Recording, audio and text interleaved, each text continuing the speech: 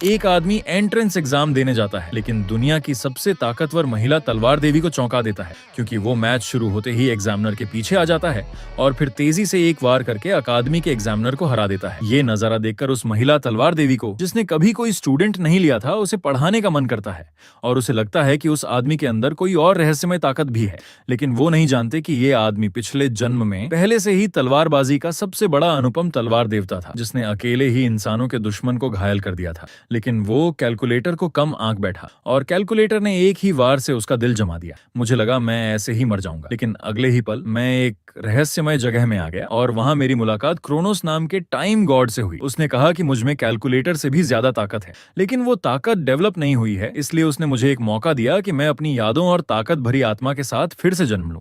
मेरा सब कुछ शुरुआत में वापस आ जाएगा। क्रोनोस ने इस दुनिया की किस्मत मुझे सौंप दी। दोबारा जब आंखें खुली तो मैंने खुद को एक घास के मैदान में पड़ा पाया और पास ही गांव, मेरा पुराना गांव रेनाडो था। मैं हैरान रह गया, क्या सच में मैं पास्ट में वापस आ गया हूं? तभी मेरे हाथ में तेज दर्द हुआ। मैंने अपने हाथ के निशान देखे, ये शायद बेल्ड और उसके साथियों के मारे हुए निशान थे। मैंने मन में ठान लिया कि ऐसा दोबारा नहीं होने दूंगा। फ्यूचर के 10वें साल में कैलकुलेटर अचानक इस दुनिया में आ गया। उसकी ताकत बहुत जबरदस्त थी, पूरी दुनिया में कोई उसका मुकाबला नहीं कर सकता था। हालांकि टाइम गॉड क्रोनोस ने कहा था कि मेरी ताकत उससे कहीं ज्यादा है, बस अभी वो जागी नहीं है। जब मैं पहले वापस जाकर कोई स्ट्रेटजी सोचने लगा, तभी मेरी मुलाकात हमेशा मुझे सताने वाले बेल्ट से हो गई। वो मुझे बहुत देर से ढूंढ रहे थे, लेकिन उन्हें लगा कि ये जंगल में मिल गया। उसने मेरी तरफ एक तलवार फेंकी।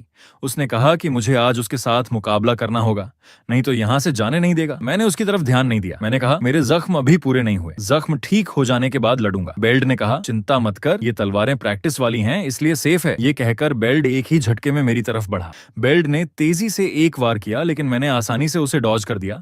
मैंने अनगिनत जंगें देखी थीं। बेल्ट की तलवार मेरी नजर में बहुत स्लो थी। ये देखकर वहां मौजूद सब हैरान रह गए, ये लड़का इतना फास्ट कैसे हो गया? मैं बेल्ट से दूरी बनाने के लिए पीछे हटा और जमीन से तलवार उठा ली। अगर ये शख्स सच में मार ही डालना चाहता है तो मैं इसे सबक सिखाने को तैयार हूं। मेरे तलवार उठाते ही बेल्ट फिर से झपट्टा मारा। मैंने फटाफट वार किया और उसकी तलवार ही उड़ा दी। बेल्ट को यह बहुत अजीब लगा। उसे लगा वो वार तो संयोग था।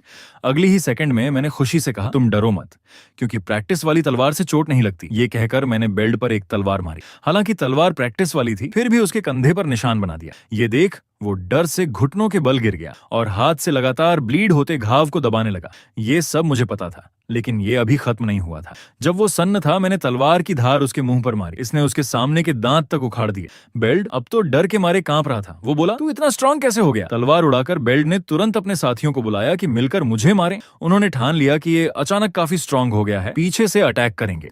देखते ही देखते कुछ लोगों ने मुझे घेर लिया। मैं हल्का सा हंसा, क्या तुम भी बेल्ट जैसा बनना चाहते हो? उन्हें मेरी बात समझ नहीं आ रही थी और उन्होंने एक साथ मुझ पर अटैक बोल दिया। मैंने सोचा, शुरू में तो इन्हें छोड़ने का सोचा था, लेकिन जब मौका दिया तो गंवा बैठे। 10 मिनट बाद मैंने उन सबको पूरी तरह से हरा दिया। पहले मैं इन लोगों से बहुत डरता था, लेकिन अब नए जन्म के साथ इन्हें आसानी से हरा पाया। अगर मैं सही से याद करूं तो ये लोग सालिया तलवार अखाड़े के थे और मेरा अंदाजा सही था, लेकिन उन्हें लगने लगा था कि वो खुद काफी स्ट्रांग हो गए हैं, इसलिए वो अब अखाड़े नहीं जा रहे थे। ये सुनकर मैं डिसअपॉइंटेड हो गया। इतनी सी ताकत से तुम्हें खुद को काफी लगता है कि उस अखाड़े से मुझे कोई खास मदद नहीं मिलेगी।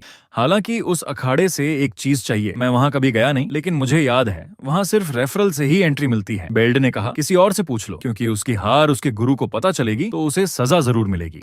उसके कहने के जवाब में मैंने हल्का सा वार किया। कहा, बकवास बंद करो, जैसा मैं कह रहा हूं वैसा ही करो। ये वार करते ही बेल्ट के सामने एक पत्ता 2 हिस्सों में बांट गया। फिर बेल्ट तुरंत भागा। वो बोला, अखाड़ा इस तरफ है, मैं तुम्हें अभी ले चलता हूँ। रास्ते में बेल्ट ने पूछा कि तुम अखाड़े क्यों जाना चाहते हो? तुम अब इतने स्ट्रांग हो कि वहां जाने की जरूरत नहीं। मैंने कहा, मुझे अखाड़े से अकादमी का रेफरल चाहिए, इसलिए जा रहा हूँ। उसके साथी ने धीरे से कहा, अकादमी जाने की भी कोई जरूरत नहीं, तुम पहले से ही काफी स्ट्रांग हो। उसकी बात सुनकर मैं पुरानी बातें सोचने लगा। अगर ये सच में काफी होता तो मैं नहीं जाता, लेकिन ये काफी नहीं। दुनिया की स्ट्रांग सेना भी कैलकुलेटर के एक वार के आगे नहीं टिक सकी। जब उसने मेरी उस सीक्रेट पावर का इस्तेमाल करके उसे सीरियसली लिया तो मैं उसे कुछ भी नहीं कर पाया। मुझे नहीं पता कितना स्ट्रांग होना होगा उसे हराने में, लेकिन उस पल, हालांकि मैंने सिर्फ एक पल ही फील किया था, लेकिन मैंने उस डार्क पावर पर काबू पा लिया था। यही वजह थी कि मैं थोड़ी देर के लिए सबसे ताकतवर तलवार देवता बन गया था। तब मेरा ध्यान तलवारबाजी के गुरु ने दिखाई तलवार चलाने पर था। अगर मैं तलवार चलाने की तरह की तलवारबाजी सीख पाता तो शायद मेरी ताकत बदल जाती। हालांकि पिछले जन्म में डार्क पावर का इस्तेमाल करके तलवार देवता बनना बहुत थोड़े समय के लिए था। मेरी अपनी तलवार चलाने की महारत बहुत वीक थी, इसलिए मुझे लगता है कि यही वजह होगी कि टाइम गॉड क्रोनोस ने मुझे यहाँ भेजा है। कुछ देर बाद मैं अखाड़ा पहुंच गया। उसने अपने स्टूडेंट्स के बिहेवियर के लिए बहुत माफी मांगी। हालांकि मैं उन लोगों को अखाड़े से निकाल भी चुका था। वो अपने स्टूडेंट्स में ऐसा बिहेवियर बर्दाश्त नहीं करता। मैंने उसे सीधे अपना उद्देश्य बता दिया। सुना है यहाँ अकादमी के लिए रेफरल मिलता है, तो कृपया करके ये मदद करें। ये सुनकर उस महिला ने आहिस्ता से तलवार निकाली। हालांकि वो रेफरल करना चाहती थी, लेकिन उसके लिए मेरी काबिलियत परखना जरूरी था। उसने मुझे पहले अटैक करने को कहा। मैंने बिना देर किए उसकी बात मान ली। उसकी बात खत्म होते ही मैं तेजी से उसके पास पहुंचा। महज 3 सेकंड में ही हम एक दूसरे पर 1 दर्जन से ज्यादा वार कर चुके थे। अखाड़े के मालिक ने मन में सोचा, ये लड़का कुछ अजीब है। उसकी नजर में इस उम्र के लड़के की तलवारबाजी बहुत काम की थी, जैसे अनगिनत लड़ाइयां लड़ी हों। इसलिए पहले बेल्ट का उससे हारना भी सही था, क्योंकि वो रियली उसके बराबर नहीं थे। इसके अलावा उसे ये भी लगा कि तलवार चलाने का मेरा तरीका ज्यादातर खुद सीखा हुआ है। लेकिन बीच बीच में उसे अकादमी में पढ़ाई जाने वाली तलवारबाजी जैसा भी लगता था। ऐसा नहीं है किसी ने उसे तलवार चलाना सिखाया हो। आखिर में उसने ये मान लिया कि हालांकि मेरी तलवारबाजी कच्ची है, लेकिन तलवार सीखने की टैलेंट जरूर है। अखाड़े के मालिक होठों पर मुस्कान ले आए। लगता है ये हीरे का टुकड़ा है, मेरा इंतजार कर रहा है। अब उसने सोचा कि बहुत हो गया। हालांकि इसे खत्म करते हुए दुख हो रहा है, लेकिन अब निपटारा करते हैं। उसे नहीं पता था कि मैं उसकी चाल समझ चुका था, बस उसके काउंटर अटैक का इंतजार कर रहा था। अगले ही पल मैंने जोर लगाकर उसके हाथ से तलवार उड़ा दी। ये देख अखाड़े का मालिक हैरान रह गया। फिर चाहे वो कितने भी वार कर ले, मैं आसानी से सब रोकता रहा। उसे बड़ा अजीब लग रहा था कि मैं जरा भी पीछे क्यों नहीं हट रहा और उसके हर कदम पर बराबरी कर रहा हूं। वो तो बस मेरी महारत हल्के से परखना चाहती थी, लेकिन अब उसे फुल पावर लगानी पड़ रही थी। तभी अखाड़े के मालिक के मन में डर पैदा हो गया। ये सोचकर वो परेशान हो गई। उधर मैं तलवार चलाने की मुद्रा में आ चुका था और मेरे शरीर पर वो सीक्रेट पावर फैल रही थी। लगता है बिना एहसास ही मेरी ताकत जाग गई थी। जैसे ही अखाड़े का मालिक मेरी तरफ बढ़ा, मैंने तलवार चला दी। इससे हवा में कोई डार्क चीज घटती नजर आई। हालांकि अखाड़े के मालिक ने वो डार्क चीज नहीं देखी, लेकिन पीछे हट गई। उसे कुछ बुरा होने का एहसास हुआ। मैं बिना सोचे समझे ही ये सीक्रेट पावर इस्तेमाल कर बैठा था, इसलिए उसका पता ही नहीं चल रहा था। जब उसने अपनी तलवार नीचे की तो उसके चेहरे पर हैरानी के भाव आ गए, क्योंकि पता नहीं कब उसकी तलवार टूट चुकी थी। सबसे बुरी बात यह थी कि उसे पता ही न चला। मैंने उसके पिछले ही वार से उसकी लकड़ी की तलवार काट दी थी। अगर वो उस वक्त अटैक कर देती तो सिर उड़ सकता था। मैं भी उतना ही हैरान था कि मैंने पिछले जन्म वाली सीक्रेट पावर दोबारा इस्तेमाल कर ली। लेकिन अगले ही पल मेरा दिमाग शायद जाम हो गया और मैं उसके सामने घुटनों के बल गिर पड़ा। इससे मुझे एक बात समझ आई, मेरा अब का बॉडी इस पावर पर कंट्रोल नहीं कर सकता। मैंने मुश्किल से खुद को संभाला और कहा, मुझे कुछ नहीं हुआ। मैं सोच रहा था क्या उससे ये सीक्रेट पावर के बारे में कह दूं, क्योंकि वो मुझे बहुत स्ट्रांग लगी। लेकिन फिर सोचा कि भले ही वो सुन ले, शायद यकीन न करे और मैं खुद भी इस पर कंट्रोल नहीं कर सकता। मैं हल्का सा हंसा, बोला, मैं बस भूल गया। उसने सीरियसली मेरे हाथ की तलवार देखी, क्योंकि लॉजिकली ये बिल्कुल इम्पॉसिबल था। उसकी तलवार प्रैक्टिस वाली तलवार से कट गई थी और उसे यकीन था कि मैं ये भी जानता हूँ। उसका चेहरा इतना सीरियस देखकर मैं तुरंत अनजान बन गया। तुम्हें कुछ अजीब क्यों लग रहा है? उस महिला ने धीरे से आंखें बंद कर लीं। अगर वो कुछ नहीं बताना चाहता तो वो ज्यादा नहीं पूछेगी। फिर उसने मेरी तरफ मुड़कर कहा, तुमने कहा था अकादमी का रेफरल चाहिए। मैंने हाँ कहा। उसने कहा वो रेफरल दे सकती है, जिससे मैं रॉयल तलवारबाजी अकादमी में जा सकता हूँ, जो राज्य का बेस्ट इंस्टीट्यूट है। लेकिन उसने कहा कि वो मुझे वहां नहीं भेज सकती। इसकी वजह बहुत सिंपल थी कि मैं वहां के लिए सूटेबल नहीं था। ये सुनकर मैं बहुत मायूस हुआ। उसने सही कहा था कि अब मेरे लेवल का कोई वहां गौर नहीं करेगा। मुझे ताकत की कमी है, खास तौर पर तलवारबाजी के बारीकियों में। लेकिन मुझे उम्मीद नहीं थी कि वो फिर कुछ और कहेगी। उसने कहा, गलत मत समझना, मेरे हिसाब से तुम्हें वर्ल्ड यूनाइटेड अकादमी जाना चाहिए। ये सुनकर मेरे होश उड़ गए। ये महज राज्य का बेस्ट कॉलेज नहीं, बल्कि दुनिया का बेस्ट कॉलेज है। वहां से अनगिनत स्ट्रांग लोग निकले हैं और यहीं से तलवारबाजी के मास्टर्स भी निकले हैं। मैंने हैरानी से पूछा, क्या इस समय मेरी ताकत से मुझे वहां लिया जाएगा? उसने कहा, तुम खुद भी जानते होगे कि तुम्हारा बॉडी अभी तलवारबाज बनने योग्य नहीं है। रॉयल अकादमी में शायद ट्रिक से काम चल जाए, लेकिन वर्ल्ड यूनाइटेड में ये इम्पॉसिबल है। उसे खुद भी नहीं पता कि तुमने इस वीक बॉडी के साथ इतनी महारत कैसे हासिल कर ली। मैंने मन ही मन आह भरी। वहां हर कोई रियल स्ट्रांग है। मेरे अब के बॉडी से तो मुकाबला करना भी इम्पॉसिबल है। उसने कहा, हिम्मत मत हारो, एग्जाम को अभी 9 महीने हैं। हैं। हालांकि टाइम थोड़ा कम है, लेकिन कोशिश करनी चाहिए। ये सुनते ही मेरे दिल में उमंग आई, क्या वो सच में मुझे सिखाएगी? जैसा मैंने अंदाजा लगाया था, उसने कहा कि अब मैं तुम्हें हार्ड ट्रेनिंग दूंगी, इसके लिए तैयार रहना। हालांकि मुझे नहीं पता उसकी ट्रेनिंग कितनी हार्ड होगी, लेकिन मुझे यही चाहिए था। तो अगले 9 महीने बस मेरा ख्याल रखना गुरुजी, चाहे कुछ भी हो जाए। मैं तुमसे तलवार चलाना फुल कोशिश से सीखूंगा। उसके बाद मैंने उसकी प्लान के मुताबिक ट्रेनिंग शुरू कर दी। ट्रेनिंग के अलावा मुझे अच्छी डाइट भी लेनी थी। उसने मेरे लिए ढेर सारा मांस लाया, साथ में कुछ कड़वी दवाइयां भी खानी पड़ती थी ताकि मेरा बॉडी और स्ट्रांग हो। लेकिन सबसे स्पेशल तो तलवार चलाना था। मन अडियो मबक के सबा चाह। उसके साथ तलवार चलाना सीखने में मेरा ज्यादातर टाइम बीतता था। 8 महीने बीत गए। अब मेरा बॉडी काफी स्ट्रांग हो चुका था। अब उसे भी लगता था कि उसके पास सिखाने के लिए कुछ बचा नहीं। उसने कहा, अब जाओ, भरोसा रखो, वर्ल्ड यूनाइटेड अकादमी जाओ। हालांकि अभी भी 1 महीना बचा था, लेकिन उसे लगता था कि मुझे नई जगह पर जल्दी जाकर माहौल समझ लेना चाहिए। जाने से पहले उसने मुझे ढेर सारे पैसे भी दिए। मैंने उससे पैसे लिए और कहा, उसकी मेहनत जरूर फल देगी। चलता हूँ अब वर्ल्ड यूनाइटेड अकादमी में एडमिशन के लिए। उसने कहा, तुम्हारा एग्जाम पास करने की दुआ करूंगी। पास होना तो लेटर जरूर लिखना। 20 दिनों की जर्नी के बाद मैं आखिरकार वर्ल्ड यूनाइटेड अकादमी पहुंच गया। पहली बार इतनी शानदार जगह आया था। अब कॉलेज एग्जाम के टिकट बांटना शुरू करेगा। यहाँ गिनती के टोटल एग्जामिनी थे, लेकिन पास होने वालों की संख्या सिर्फ 20 के करीब होती है। हालांकि किसी ने कहा सुना है, हर साल पास होने वालों की संख्या बदलती रहती है। किसी साल 50 ले तो किसी साल सिर्फ 1 ही लिया, कभी कभी तो सैकड़ों ले जाते हैं। ये सब हर साल डिफरेंट होता है। कुछ ही देर में एक रेड हेयर वाली औरत सबके सामने आ गई। उसने कहा, चलो अब काम शुरू करते हैं, एग्जाम के टिकट बांटे जाएंगे। सब लोग अपने सामने रखी क्वेश्चन पेपर उठा लो। कहते ही उसने उंगलियां चटकाई। उसकी आवाज के साथ ही एक गोल्डन लाइट ने सबको घेर लिया और सबके हाथ में एक पेपर दिखाई दिया। मेरे पेपर पर लिखा था, एग्जामिनी नंबर 513, तलवारबाजी कोर्स। वो औरत ऊंची आवाज में बोली, तुम में से कुछ लोगों को शायद ये देख सरप्राइज होगी कि इस पेपर पर सिर्फ तुम्हारा नंबर और तुम्हारा कोर्स ही लिखा है, लेकिन इसकी चिंता मत करो, हर साल ऐसा ही होता है। क्योंकि वर्ल्ड यूनाइटेड अकादमी तुम्हारी उम्र, जेंडर, नेशनैलिटी या कोई और वजह से कोई डिस्क्रिमिनेशन नहीं करती, इसलिए यहाँ पर तुम्हारा नाम भी कोई मायने नहीं रखता। एग्जाम पास करके पुल को पार करने का हक सिर्फ वही लोग कमाते हैं और ऐसा करने के बाद ही उनसे नाम पूछा जाता है। चाहे तो पास होने वाले कैंडिडेट्स खुद को कोई भी फेक नाम दे सकते हैं। ये सुनकर मुझे सरप्राइज हुआ। मैंने तो कभी कहा नहीं कि मैं तलवारबाजी कोर्स के लिए अप्लाई करना चाहता हूँ। फिर उन्हें कैसे पता चला? असल में वो औरत हमारे चेहरे देखकर कोर्स डिसाइड करती है। उसने कहा, अगर किसी से गलती हो गई हो तो हैंड उठाए। वो खुद घुटने टेककर माफी मांगेगी। लेकिन ये इतना अजीब था कि किसी का यकीन नहीं आ रहा था। सबको लग रहा था उनकी पहले से ही जासूसी की गई होगी या किसी ने माइंड रीडिंग वाला जादू इस्तेमाल किया होगा। थोड़ी देर इंतजार करने के बाद जब किसी ने हैंड नहीं उठाया तो उसने एग्जाम के बारे में बताना शुरू कर दिया। उसकी बात खत्म होते ही मेरे एग्जाम पेपर पर एक नंबर लिखा आया, तलवारबाजी कोर्स का एग्जाम पहले दिन सुबह 11 बजे होगी। मैंने मन ही मन गाली दी, पहले दिन ही मेरी बारी है, मैं तो थोड़ा रेस्ट करके हाथ ठीक करना चाहता था। उस महिला ने कहा, ये एक बार होने वाली प्रैक्टिकल एग्जाम है, जो भी लेट होगा उसकी बिना कुछ सोचे समझे कैंडिडेसी खत्म मानी जाएगी। वो कहती है टाइम बदलने की उनकी कोई पर्सनल बातें सुनने को तैयार नहीं करते। मैंने अपने हाथ पर हाथ फिराया। कितना अच्छा होता अगर मुझे जख्म ठीक करने के लिए कुछ दिन और मिल जाते। दरअसल रास्ते में मेरी मुलाकात एक बड़े मॉन्स्टर से हुई थी और उसी वक्त फिर से मेरी वो सीक्रेट पावर काम आई, जिससे मैंने उस बड़े मॉन्स्टर को सिर्फ एक ही बार में उड़ा दिया। उसके बाद मैंने बहुत देर तक रेस्ट किया था और इसीलिए कॉलेज के एग्जाम के लास्ट डे पहुंचा था। उस लड़ाई में मेरे हाथ में बहुत बुरी चोट लग गई थी। अब मैं जख्म लेकर ही एग्जाम दूंगा। जल्द ही एक स्टाफ मेंबर ने मुझे अखाड़े में एग्जाम देने बुला लिया। मैंने गहरी सांस ली। अब मुझे इतना डिप्रेस नहीं होना चाहिए। कम से कम मेरा बायां हाथ तो ठीक है और दायां भी कुछ हद तक चल सकता है। एग्जाम पास करने में कोई दिक्कत नहीं होनी चाहिए। इसलिए एग्जाम शुरू होते ही मुझे एग्जामिनर की कमजोरी का पता लगाकर फौरन उसे हरा देना है। उधर मेरे सामने एक एग्जामिनर से मुकाबला कर रहा था। एग्जामिनर ने झटपट झुककर नीचे वार किया और एक ही झटके में उस एग्जामिनी को उड़ा दिया। फेल एग्जामिनी ने अपना हथियार उठाया और वहां से चला गया। मेरे होठों पर मुस्कान आ गई। मुझे लगता है मैं बर्बाद हो जाऊंगा। मेरे हाथ में इतनी चोट है कि उस एग्जामिनर को जल्दी हराना इम्पॉसिबल है। एग्जामिनर ने एक एग्जामिनी को हराकर मुझसे कहा, अब तुम्हारी बारी है, टाइम मत बर्बाद करो। मैं धीरे धीरे अखाड़े में चढ़ा। दिल में कोई उम्मीद नहीं थी क्योंकि मेरे दाहिने हाथ में बहुत चोट थी। एग्जामिनर हाथ पीछे किए खड़ा था। बोला, पहले तुम अटैक करो, भले ही फुल पावर से करना। ये सुनकर मैंने तलवार पर जोर से पकड़ बढ़ा दी। भले ही वो न कहता, मैं कोशिश पूरी करता।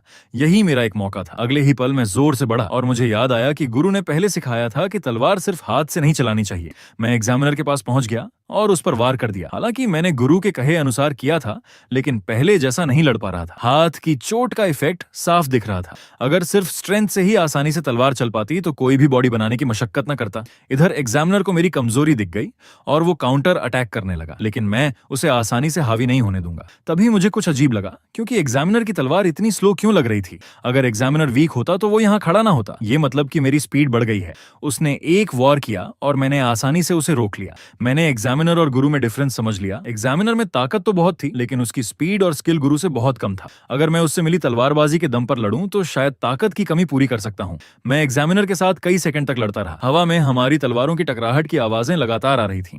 धीरे धीरे मुझे लगा कि मेरी स्पीड एग्जामिनर से तेज हो रही थी, और मैं सही था। उसकी चाल मुझसे कहीं स्लो थी। एग्जामिनर के चेहरे पर घबराहट आ गई। वो तड़पने लगा। उसका वो चेहरा देखकर मुझे खुशी हुई। वो उतना स्ट्रांग नहीं है जितना मैं समझ रहा था। मौका है उसे हराने का। जैसा गुरु ने पहले कहा था, उसे यकीन था कि मैं एग्जाम पास कर लूंगा। एक जोर की आवाज सुनाई पड़ी। हमारी तलवारें फिर टकराईं। इस बार मैं हावी रहा। मैंने कलाई घुमाकर उसकी तलवार उड़ा दी और अब टाइम था काउंटर अटैक करने का। मुझे पूरा कॉन्फिडेंस था कि इस एग्जामिनर को हरा सकता हूं। भले ही दायां हाथ न चले, फिर भी उसे हरा सकता हूं।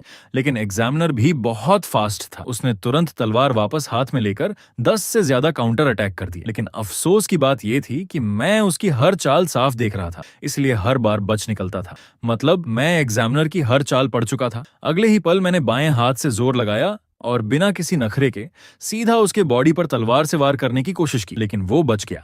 इससे मुझे एक बात समझ आई, हम दोनों की ताकत का फर्क अभी भी बहुत था। एक हाथ से मैच जीतना उतना आसान नहीं था। भले ही हालत थोड़ी अजीब थी, लेकिन एग्जामिनर की हरकतें अब कच्ची होने लगी थीं। हालांकि थोड़ा रिस्क था, लेकिन शायद यही मौका था।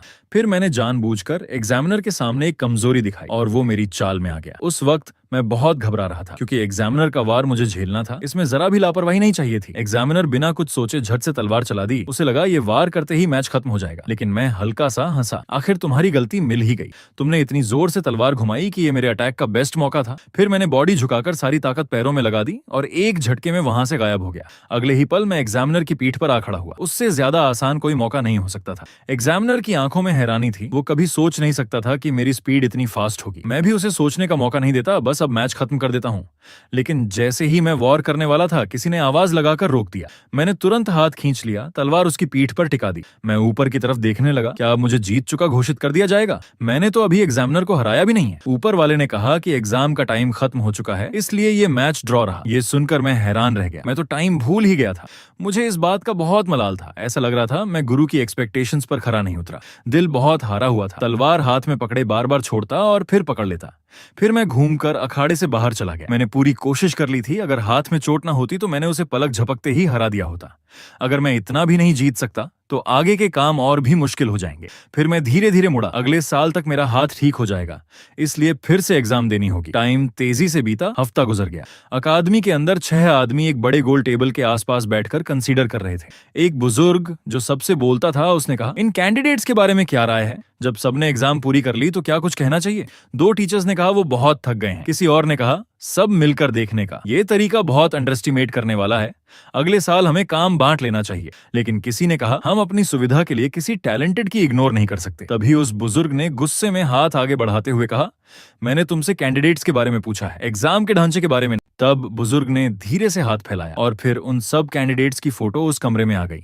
वो इन फोटो को देखकर कैंडिडेट्स की महारत परखते हैं, फिर उनके स्किल और ताकत के हिसाब से ये सोचते हैं कि लेना है या नहीं। आखिरी बार तलवारबाजी के कोर्स की फोटो देखी जा रही थी। एग्जामिनर को हराने वालों के अलावा कैंडिडेट नंबर 5, जेड 17 और 753 स्पेशल थे। एक टीचर ने कहा, बाकी आ भी गए तो पाठ्यक्रम नहीं संभाल पाएंगे, बस इतना ही काफी है। कमरे में सन्नाटा था। बुजुर्ग अब भी फोटो देख रहा था। थोड़ी देर में उसने डिसीजन लिया, ठीक है, तलवारबाजी के कोर्स के लिए जो पास मान लिए गए, किसी को कुछ कहना है? तभी एक शख्स बोला, क्या तुम सबने 513 नंबर पर ध्यान दिया? बुजुर्ग की नजर थोड़ी मुलायम हुई। क्या 513 नंबर में कुछ स्पेशल है? ये कहने वाला प्रोफेसर अलीरेल था। उसने कहा, मेरे सवाल का जवाब दो, 513 के बारे में क्या ख्याल है? फिर सब टीचर्स ने उस कैंडिडेट पर फोकस किया। एक टीचर ने हल्की डिसमिस करते हुए कहा, ये बच्चा तो बहुत साधारण लगता है, वो भी बायां हाथ यूज करता है। उसने वो मैच देखा था, उसे लगा वो जीतने वाला था, लेकिन चालाकी से काम लेना पड़ा, जिससे हालत और मुश्किल हो गई। उसकी तकनीक तो अच्छी है, लेकिन ताकत में कमी है। कुछ टीचर्स का कहना था कि वो पूरे मैच में दबा रहा। मैच देखने के बाद उन्होंने डिसाइड कर लिया कि ये लड़का इस अकादमी के लायक नहीं है। सब ने फोटो हटा दी और सिर हिला दिया कि ये ठीक नहीं है। अली रेल कुछ कहना चाह रहा था लेकिन रुक गया। उसके मन में बहुत खुशी हो रही थी, इतने सारे लोग देख रहे हैं, फिर भी किसी का ध्यान नहीं गया। अगर सब इतने ही आंख मूंद कर चलेंगे तो सबको बैठाकर देखना बेकार है। लगता है ये ट्रेजर अपने लिए रखूंगा। अगले दिन सब चौक पर इकट्ठा हुए। मेरा कैंडिडेट नंबर 513 था। अगर मेरा ये पेपर जल गया तो मतलब मैं चुन लिया गया। तभी एक बड़ा ऐलान हुआ, तलवारबाजी कोर्स के पास होने वालों की लिस्ट अब जारी की जाएगी। कैंडिडेट्स चुन लिए गए हैं। मेरा दिल तेजी से धड़कने लगा। अब शुरू हो गया। ऐलान होते ही 2 लोगों के पेपर जल गए, नंबर 5 और नंबर 217। फिर नंबर 432 और 615 और फिर नंबर 753 और 925। बस यही सब हैं। कैंडिडेट्स तलवारबाजी कोर्स के लिए चुन लिए गए हैं। मैं सन्न रह गया क्योंकि मेरा पेपर तो जला नहीं, मतलब मैं फेल हो गया हूं। जो चुन लिए गए उन्हें कहा गया कि आज के एंड तक पुल पार करके रजिस्ट्रेशन करा लें। जो चुन लिए गए वो हंस रहे थे और मैं उदास था, बहुत सैड था। लगता है गुरु की एक्सपेक्टेशन पर खरा नहीं उतरा। पता नहीं अब क्या करूं, क्या रॉयल अकादमी चला जाऊं। जब मैं भी बाकियों की तरह सैड हो रहा था तभी ऐलान में एक बात ने हमें रोक दिया। उसके बाद कहा गया, अब डिवाइन आई के जरिए स्पेशल सिलेक्शन। अगले ही पल मेरे पेपर पर ब्लू लाइट दौड़ गई। कैंडिडेट नंबर 513 चुन लिया गया है। मेरे चेहरे पर सरप्राइज के भाव थे। बस ऐसा ही नहीं, और सबको भी बड़ा अजीब लगा। इस साल डिवाइन आई से स्पेशल सिलेक्शन होगा। ये कब का नहीं हुआ था। मैं सोच में पड़ गया, क्या सच में मैं चुन लिया गया हूं? किसी ने डिसमिस करते हुए कहा, फिर से डिवाइन आई का स्पेशल सिलेक्शन। बहुत दिनों से नहीं देखा। मैं इस डिवाइन आई के सिलेक्शन के बारे में कुछ नहीं जानता, पहली बार सुन रहा हूं। लेकिन वो मुझे ऐसे देख रहे थे जैसे तिरस्कार कर रहे हों। ये तो पिछले दरवाजे से आया है, दुनिया का बेस्ट कॉलेज भी गिर गया है। ये सुनकर मुझे थोड़ा अजीब लगा। पता चला कि डिवाइन आई से स्पेशल सिलेक्शन का मतलब ही पिछले दरवाजे से आना होता है। मुझे तुरंत अपने गुरु के बारे में सोच आया। मेरे पीछे तो कोई रिश्ता नहीं है। हो सकता है गुरु के कनेक्शन इतने फैले हों कि उसकी मदद से मैं इस अकादमी में दाखिल हो पाया। लेकिन जिन्होंने मेरी डिसमिस कर रखी थी उन्हें एक बुजुर्ग ने टोक दिया। उसने कहा, तुम दोनों रुको, इस डिवाइन आई के स्पेशल सिलेक्शन के बारे में ऐसे मत बोलो। डिवाइन आई का सिलेक्शन उन लोगों के लिए एक सम्मान की बात है जिन्होंने 100 सालों में अनगिनत हीरोज को जन्म दिया है। तुम जैसे कुछ बच्चों को क्या पता। वो दोनों हंसने लगे। बड़े लोगों को सिलेक्शन से प्यार है, वो तो पिछली बातें हो गई। अब वो सब फेल हो गए ना। उन्हें पता है कि डिवाइन आई के सिलेक्शन को लोग सम्मान नहीं देते। हाल के सालों में इस तरह सिलेक्शन में आए लोगों के नाम लिए, एमी वाइट, बेला ऑलब्राइट, लिक मुलर और जैकब ब्लूमफील्ड। ये सब डिवाइन आई से चुनकर आए थे, लेकिन ये सब बुरी तरह फेल हो गए। ये तो हम जैसे एग्जामिनीज को भी पता है। इसलिए अब डिवाइन आई का सिलेक्शन मजाक बन गया है। पिछले दरवाजे से आना। एमी वाइट, वो तो पिछले जन्म में तलवार देवता के बराबर बन गया था। उन्होंने जिस बेला ऑलब्राइट का नाम लिया वो दुनिया की सबसे ताकतवर जादूगरनी थी। वो तीनों कैलकुलेटर से लड़ने में जान बचाने वाले थे। ये सुनकर मुझे हैरानी हुई कि वो भी चुनकर आए थे, मतलब अब मेरा नाम भी उनके साथ जुड़ जाएगा। ऐलान हुआ कि सबसे पहले 30 मिनट में एडमिशन की रस्म शुरू होगी। जिन्होंने कपड़े बदल लिए हैं वो मैं बिल्डिंग के सामने चौक पर आ जाएं। मैंने बाकी लड़कों की तरह कपड़े बदल लिए थे, लेकिन थोड़ी देर तक हम इंतजार करते रहे। हमें लगा जगह गलत हो गई। तभी एक टीचर हड़बड़ाते हुए हमारे पास आया। बोलता जा रहा था कि बहुत माफी, अरेंजमेंट में गड़बड़ी हो गई थी इसलिए देर हो गई। फिर उस टीचर ने हम सबको पीछे हटने को कहा ताकि वो सीढ़ी यहाँ रख सके। उसकी बात सुनकर सब 10 स्टेप्स पीछे हट गए और जमीन पर गोल्डन मैजिक देखा। उन्हें समझ नहीं आया कि ये टीचर क्या करना चाहता है। उसने धीरे से हाथ जमीन पर रखा और जैसे ही रखा जमीन पर से गोल्डन लाइट फैलने लगी और चौक के अंदर भी एक बड़ा मैजिक सर्किल बन गया। फिर एक गोल्डन सीढ़ी बनकर सामने की बिल्डिंग से जा लगी। सब इस नजारे को देखकर हैरान रह गए। कितनी बड़ी पावर है और ये मैजिक कितना डीप है। क्या ये है वर्ल्ड यूनाइटेड कॉलेज के मैजिक टीचर? बस एक पल में बिल्डिंग के दोनों तरफ गोल्डन सीढ़ियां बन गईं। इन लड़कों के मन में तारीफ के भाव थे। वो मैजिक टीचर हल्का सा हंसे। तुम लोग सीढ़ी पर चढ़कर अपनी मनपसंद जगह बैठ सकते हो। मैजिक टीचर ने सीढ़ी लगाने के बाद हमें ऊपर जाकर कहीं भी बैठने को कहा। सब उस बड़े मैजिक के बारे में तारीफ कर रहे थे। मैंने भी कोई जगह नहीं चुनी और खाली जगह देखकर बैठ गया। मुझे लगा वो लोग कॉलेज के क्वार्टर के सामने एडमिशन की रस्म करेंगे। कितनी वेस्ट है इस बड़े मैजिक को यूज करना। मेरे सामने किसी ने मन में सोचा, इतनी सारी जगह क्यों हैं? अगर महज 30 बच्चे ले जाएं तो इतनी जगह जरूरी नहीं। दूसरे ने कहा, क्या तुम्हें यह भी नहीं पता? उससे जवाब सुनकर किसी को शर्म नहीं लगी। उसने कहा, तलवार चलाने के अलावा उसे कुछ और नहीं आता, न ही कभी कुछ जानने की कोशिश की। उसने उंगलियां में चटकाई। तो सुन तो ले, वर्ल्ड यूनाइटेड कॉलेज का नाम ही बताता है कि यहाँ दुनिया भर से टॉप के लड़के आते हैं। सिर्फ हम ही थोड़े हैं, बल्कि पूरी दुनिया से जांच कर चुनते हैं। उसने हाथ उठाकर ऊपर देखने को कहा। देखो आसमान की तरफ। वो लड़का डर से सीधा हो गया। देखा तो आसमान में बहुत सारे हवाई जहाज और कुछ एनिमल भी थे। वो लड़का तो डर के मारे खड़ा हो गया। ये कितना अजीब है। मैंने भी हवाई जहाज के नीचे एक बोर्ड देखी। मुझे भी सरप्राइज हुआ। ये तो स्ट्रैटो हवाई जहाज है। मैं पहले इस पर चढ़ चुका हूँ। उस वक्त मैं दबाने वाली टोली में था। ये दुनिया के सबसे बड़े हवाई जहाजों में से एक है। इसे महज एडमिशन की रस्म के लिए निकाला है, पर ये वर्ल्ड यूनाइटेड कॉलेज के लिए कोई बड़ी बात नहीं है, क्योंकि ऐसा करने में उनकी शान दिखती है। हवाई जहाज ग्राउंड पर उतरा तो बहुत सारे लड़के अंदर आने लगे।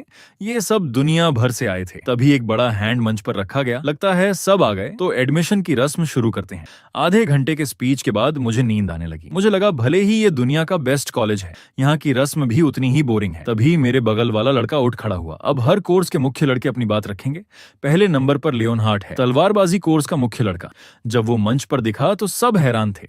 क्या ये वही है जिसने एडमिशन एग्जाम में पलक झपकते ही एग्जामिनर को हरा दिया था? कहानी है कि तलवारबाजी में वो किसी भी प्रोफेसर से मुकाबला कर सकता है, और यही है लियोनहार्ट एपीएस। सच में तलवारबाजी का कोई टैलेंटेड लड़का है। मैं भी उसे ध्यान से देख रहा था। ये लड़का बड़ा सुंदर है, हालांकि मैंने पिछले जन्म में उसकी कोई बड़ी उपलब्धि नहीं सुनी है। लियोन ने पहले टीचर्स को नमस्कार किया, फिर पूछा कि क्या वो जो चाहे बोल सकता है। टीचर्स ने हाँ कर दी तो उसने बात शुरू कर दी। उसकी पहली ही बात सबको सरप्राइज कर गई। उसने कहा कि मुझे कॉलेज में एक कंप्लेंट करनी है। उससे पहले मैं उन सब लड़कों को नमस्कार करूंगा जो सही तरीके से चुनकर आए हैं। आप सबके साथ इस कॉलेज में चुना जाना मेरे लिए गर्व की बात है। आप सब मिलकर मेहनत करें ताकि हम दुनिया के लिए कुछ मायने रखने वाला काम करके निकलें। सबको ये बात बहुत साधारण लगी। उनकी बात में जान ही नहीं थी, बल्कि उसकी कंप्लेंट की तरफ सबका ध्यान था। भले ही नीचे खुशी के नारे नहीं थे, लेकिन लियोन को इससे फर्क नहीं पड़ता। उसने कहा कि मैं वो दिन देखना चाहता हूं जब हम हाई लेवल की सोच रखते हुए हैंड मिलाकर आगे बढ़ेंगे, इस ब्यूटीफुल कॉलेज के लड़के होने के नाते। फिर उसने मोर्चा बदलते हुए सीधे पीछे बैठे अलीरेल की तरफ देखा, लेकिन बदकिस्मती से हम में से एक को वहां नहीं होना चाहिए। मेरा मतलब है वहां बैठे डिवाइन आई वाले प्रोफेसर अलीरेल नहीं। प्रोफेसर अलीरेल ने सोचा भी नहीं था कि वो सीधा उसी पर निशाना साधेगा। ये नासमझ बच्चा कुछ भी बोल रहा है, लेकिन उसने मुस्कुराते हुए जवाब दिया, यहाँ के सब लड़के सख्त एग्जाम पास करके आए हैं। भले ही तुम जितने स्ट्रांग ना हो, लेकिन मुझे लगता है उन्हें बाहर करना बेवकूफी होगी। अलीरेल ने थोड़े गुस्से से कहा, तुम मुझसे ये सवाल क्यों पूछ रहे हो? क्या तुम्हें लगता है मेरा डिवाइन आई कुछ अनफेयर कर रहा है? लियोन तो बस अलीरेल के इसी सवाल का इंतजार कर रहा था। उसने कहा, मेरा मतलब उन लड़कों से नहीं है जो सही एग्जाम पास करके आए हैं। लियोन कह रहा था कि जिसे प्रोफेसर अलीरेल ने पिछले दरवाजे से घुसाया है, यानी तुम्हारा वो डिवाइन आई का स्पेशल सिलेक्शन। लियोन की बात सुनकर अलीरेल के चेहरे पर गुस्सा नहीं आया, बल्कि हंसी आ गई। ये नासमझ बच्चा सच में मौत से नहीं डरता। उसे पता नहीं ये उसकी शेखी है या कॉन्फिडेंस। फिर लियोन ने बड़ा हाथ हिलाते हुए गुस्से से कहा, वो स्पेशल सिलेक्शन वाला सामने खड़ा हो। अपना यूनिफॉर्म वापस करके कॉलेज से निकल जा, क्योंकि तू यहाँ बैठने लायक नहीं है। हालांकि वहां से कोई नहीं उठा। मुश्किल से हम 30 के अलावा बाकी करीब 200 लड़कों ने तुम्हें देखा तक नहीं है। वो भी देखना चाहते हैं कि लियोन किसे कह रहा है। मैं भी इतने सबके सामने खड़ा होने की बेवकूफी नहीं करूंगा। पर लियोन की ये दुश्मनी आखिर है क्या? अच्छा हुआ लियोन मेरा चेहरा नहीं पहचानता, नहीं तो मुश्किल हो जाती। हो सकता है कि मैं खुद न दिखूं तो मामले में न पड़ूं। अलीरेल जोर से हंसा। लगता है इस साल के नए लड़के बड़े शरारती हैं। ये सुनकर लियोन को क्रोध आ गया। उसने कहा, प्रोफेसर मैं मजाक नहीं कर रहा, पिछले दरवाजे से लाना बंद करो। अगले ही पल अलीरेल लियोन की पीठ पर आ खड़ा हुआ और हल्के से बोला, तुम्हें लगता है तुम मेरे चुने हुए लड़के से भी ज्यादा स्ट्रांग हो? ये सुनकर सब दंग रह गए। लियोन तो तलवारबाजी का मुख्य लड़का है। अलीरेल को लगता है कि वो उससे भी वीकर है। ये सुनकर खुद लियोन हैरान था। उसने कहा, सर तुम मजाक कर रहे हो? मैं उस स्पेशल सिलेक्शन वाले लड़के से कैसे कम हो सकता हूँ? अहंकारी लियोन को अपमान लगा। फिर उसने सीधे अलीरेल की तरफ देखते हुए कहा, मैं तो खुद को उससे बेहतर ही मानता हूँ। क्या तुम्हें मेरी बात गलत लगती है? अलीरेल को कोई गुस्सा नहीं आया, बल्कि उसे लियोन का ये रवैया पसंद आया। उसने कहा, तो फिर शर्त लगाते हैं। अब लियोन को समझ नहीं आया क्या शर्त लगानी है। सीधा उसे बुला लो, मैं उससे लड़ूंगा। अगर मैं हार गया तो खुद कॉलेज छोड़ दूंगा। लेकिन उसने बात झुकते हुए पूछा कि शर्त क्या है? ये सुनकर अलीरेल का चेहरा बदल गया। उसने कहा, शर्त है मेरी जॉब और उस बच्चे का कॉलेज में एडमिशन। ये सुनकर मैं और लियोन दोनों सन्न रह गए। मैं सोच रहा था ये अलीरेल कितना हिम्मती है, हालांकि वो बहुत रिस्क ले रहा है। अब मेरे हाथ में चोट है, मैं उससे नहीं लड़ सकता। क्या अलीरेल को यह नजर नहीं आ रहा? लियोन ने अपना सवाल पूछा, क्या तुम मुझे उस स्पेशल सिलेक्शन वाले लड़के से लड़वाने वाले हो? अलीरेल ने कहा, मैं इतना गंवार नहीं हूं कि तुम दोनों को लड़वा दूं, क्योंकि अगर वो फुल पावर लगा दे तो तुम्हारी जान भी जा सकती है। एक टीचर की हैसियत से मैं कभी अपने लड़कों की जान को डेंजर में नहीं डाल सकता। लियोन ने हल्का सा हंसते हुए कहा, क्या आप मुझे चिढ़ा रहे हैं? अगर ऐसा है तो मैं ये चैलेंज कबूल करता हूं, चाहे मौत ही सामने क्यों ना आए। अपमानित महसूस करते हुए लियोन ने गुस्से वाला चेहरा दिखाया। लेकिन एरियल गंभीर है, इसलिए हम अब भी राक्षसों को दांव पर लगाएंगे। ये ज्यादा सेफ रहेगा। इसके अलावा एरियल ये भी जानता है कि लियोन को राक्षसों से निपटने में महारत है। लियोन के होंठ फड़के। लगता है तुम्हारी जानकारी बहुत अच्छी है। तो फिर दांव में क्या रखा है? एरियल ने एक बहुत ही आसान शर्त रखी, बस उसके बताए गए राक्षसों को मारना है। ये प्रतियोगिता कई चरणों में होगी। हर चरण में राक्षस और भी शक्तिशाली होता जाएगा। जो पहले अपने राक्षस को नहीं मार पाएगा वो हार जाएगा। अगर वो हार गया तो मैं प्रोफेसर का पद छोड़ दूंगा और सभी स्पेशल एडमिट वाले छात्रों को निकाल दिया जाएगा। मैंने एक गहरी सांस ली। ये सच में बहुत मुश्किल है। मैं तो बस अच्छे से तलवार चलाना सीखना चाहता हूँ। अगर लियोन हार गया तो सब कुछ एरियल के कहने के मुताबिक होगा। एरियल चैलेंजिंग अंदाज में लियोन के सामने आया। बस बता, हाँ करता है या नहीं? हालांकि लियोन को अपनी ताकत पर पूरा भरोसा था, फिर भी उसे पहले ये जानना था कि टारगेट क्या है। लियोन में एक बहुत अच्छी खूबी है, वो ये कि वो अंधाधुंध आत्मविश्वास नहीं रखता। हालांकि उसे लगता है कि वो किसी भी प्रतिद्वंद्वी का सामना कर सकता है, फिर भी वो किसी अजीबोगरीब जाल में नहीं फंसना चाहता। ये सुनकर एरियल भी सहमति में सिर हिलाता है। फिर वो सोचने का नाटक करते हुए बोला, तो फिर पहला टारगेट ओंगर जनरल को कैसे रखते हैं? अगर तुझे बहुत आसान लगे तो मैं कुछ और मुश्किल राक्षस भी रख सकता हूँ। ये सुनते ही नीचे बैठे सभी छात्रों में हलचल मच गई। ये ओनेगर जनरल, उन जैसे लोगों का मुकाबला कैसे हो सकता है? पता नहीं, उस समय मैं बहुत उलझन में था। उसने खास तौर पर ओंगर जनरल को ही क्यों चुना? क्या वाकई इसमें कोई चाल है जैसा लियोन कह रहा था? लियोन ने मेज पर मुक्का मारा। एरियल प्रोफेसर, मैं आपका बहुत सम्मान करता हूँ, लेकिन क्या आप मजाक कर रहे हैं? उसने गुस्से से कहा। एक ओंगर जनरल, वो कोई ऐसा राक्षस नहीं है जिसे कोई अकेले मार सके। इस पर एरियल ने कहा कि वो उसे तुरंत ओंगर जनरल मारने को नहीं कह रहा है। वो टाइम लिमिट पूरे 1 साल की रखेगा, ये ठीक रहेगा ना? फिर भी लियोन को ये ठीक नहीं लगा। उसने कहा, अगर कोई सिर्फ 1 साल की ट्रेनिंग के बाद अकेले ही डिजास्टर लेवल के राक्षस को मार सकता है तो लोगों को इतना कष्ट नहीं उठाना पड़ता। आप कोई रियल टारगेट रखिए, ये काम कोई नहीं कर सकता। एरियल प्रोफेसर की बात सुनकर मेरा मुंह थोड़ा खुल गया। फिर मैं मुस्कुरा दिया। मुझे समझ में आ गया कि एरियल प्रोफेसर का क्या मतलब था। दूसरी तरफ लियोन, जो अब भी नहीं जानता था कि वो जाल में फंस चुका है, बोलता रहा, तुमने जानबूझकर ऐसा राक्षस चुना है जिसे कोई नहीं मार सकता, ताकि ये लड़ाई बिना किसी क्लियर विनर के खत्म हो जाए। मैं इससे सहमत नहीं हूँ। लियोन का तर्क सुनकर एरियल बस कुछ कदम आगे बढ़ा और बोला, तो फिर एक शर्त और जोड़ देता हूँ। अगर कोई जीत नहीं होती तो तुझे जीत मानी जाएगी। लियोन के चेहरे के भाव अकड़ गए। यानी अगर वो लड़का ओगर जनरल को नहीं मार पाया तो एरियल प्रोफेसर खुद ब खुद बर्खास्त हो जाएंगे और सभी स्पेशल एडमिट वाले छात्रों को निकाल दिया जाएगा। एरियल ने मजे से लियोन की तरफ देखते हुए पूछा, तुझे ये शर्त कैसी लगी? लियोन को लगा कि एरियल पूरी तरह से पागल हो गया है। उसे लगने लगा था कि इस दांव का नतीजा पहले से तय था। एरियल प्रोफेसर हंसते हुए मुड़ा, मेरा ख्याल है तेरे पास और कोई बहाना नहीं होगा। तो फिर यही पक्का हुआ? लियोन ने फिर भी ठीक से न लगा तो पूछा, पहले क्लियर कर लूं, वो कोई कमजोर या ऐसा ओगर जनरल नहीं होना चाहिए, है ना? एरियल ने कहा, बिल्कुल। फिर उसने अपनी उंगलियों से हवा में कुछ लकीरें खींची। उसकी अंगूठी पर बैंगनी रंग की मैजिकल एनर्जी जमा हो गई। वो कॉन्ट्रैक्ट पेपर बना रही थी। एक पंखों वाली कलम हवा में लगातार कॉन्ट्रैक्ट की शर्तें लिखती रही। जल्द ही कॉन्ट्रैक्ट पेपर तैयार होकर लियोन के सामने रख दिया गया। एरियल प्रोफेसर ने सभी बातें मैजिकल कॉन्ट्रैक्ट में लिख दी थीं। अगर लियोन को कोई समस्या नहीं लगती तो वो अभी साइन कर सकता था। लियोन ने बहुत ध्यान से कॉन्ट्रैक्ट की शर्तें पढ़ी। वो बिल्कुल सही थीं। फिर उसने कलम उठाई और किताब में अपना नाम लिखा। उसने ये मुकाबला स्वीकार कर लिया। नाम लिखने के बाद लियोन को लगा कि उसकी जीत पक्की है। फिर भी उसने एरियल से पूछा, क्या तुम्हें सच में लगता है कि वो लड़का जीत सकता है? एरियल ने कहा कि उसे नहीं पता। ये इस बात पर निर्भर करता है कि वो कितनी मेहनत करता है। ये सब करने के बाद और फिर इसी बहाने रिटायर होना। कुर्सी पर बैठे हुए मैंने एक गहरी सांस ली। मुझे लगा ये लोग बहुत बोरिंग हैं। हालांकि जब एरियल ने टाइम 1 साल करने की बात कही तभी मुझे कुछ अजीब लगा। क्या उसने वो भी गिन लिया जो मैंने स्कूल में भर्ती होने से पहले मारा था?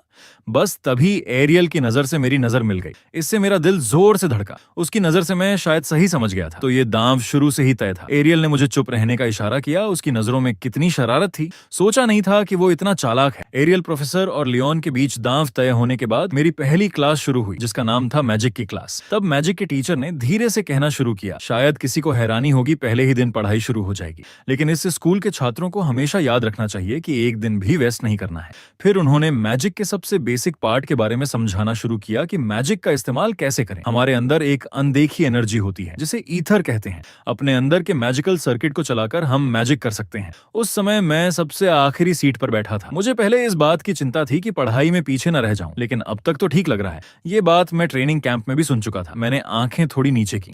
अब एक और मुश्किल प्रॉब्लम है कि मैं ठीक इसी अहंकारी के साथ एक ही क्लास में पढ़ गया हूँ। मैंने मन में दुखी होकर सोचा, मेरे पास अब तुम्हारी झंझटों से उबरने का टाइम नहीं है। बस उम्मीद करता हूँ कि तू ये न जान पाए कि मैं स्पेशल एडमिट वाला छात्र हूँ। लेकिन मेरे चेहरे के भाव टीचर ने देख लिए। वो सबसे दाहिनी तरफ वाले छात्र, तू कुछ बोर होता हुआ लग रहा है। यानी ये मैजिक के टीचर मुझ पर पहले से ही नजर रखे हुए थे।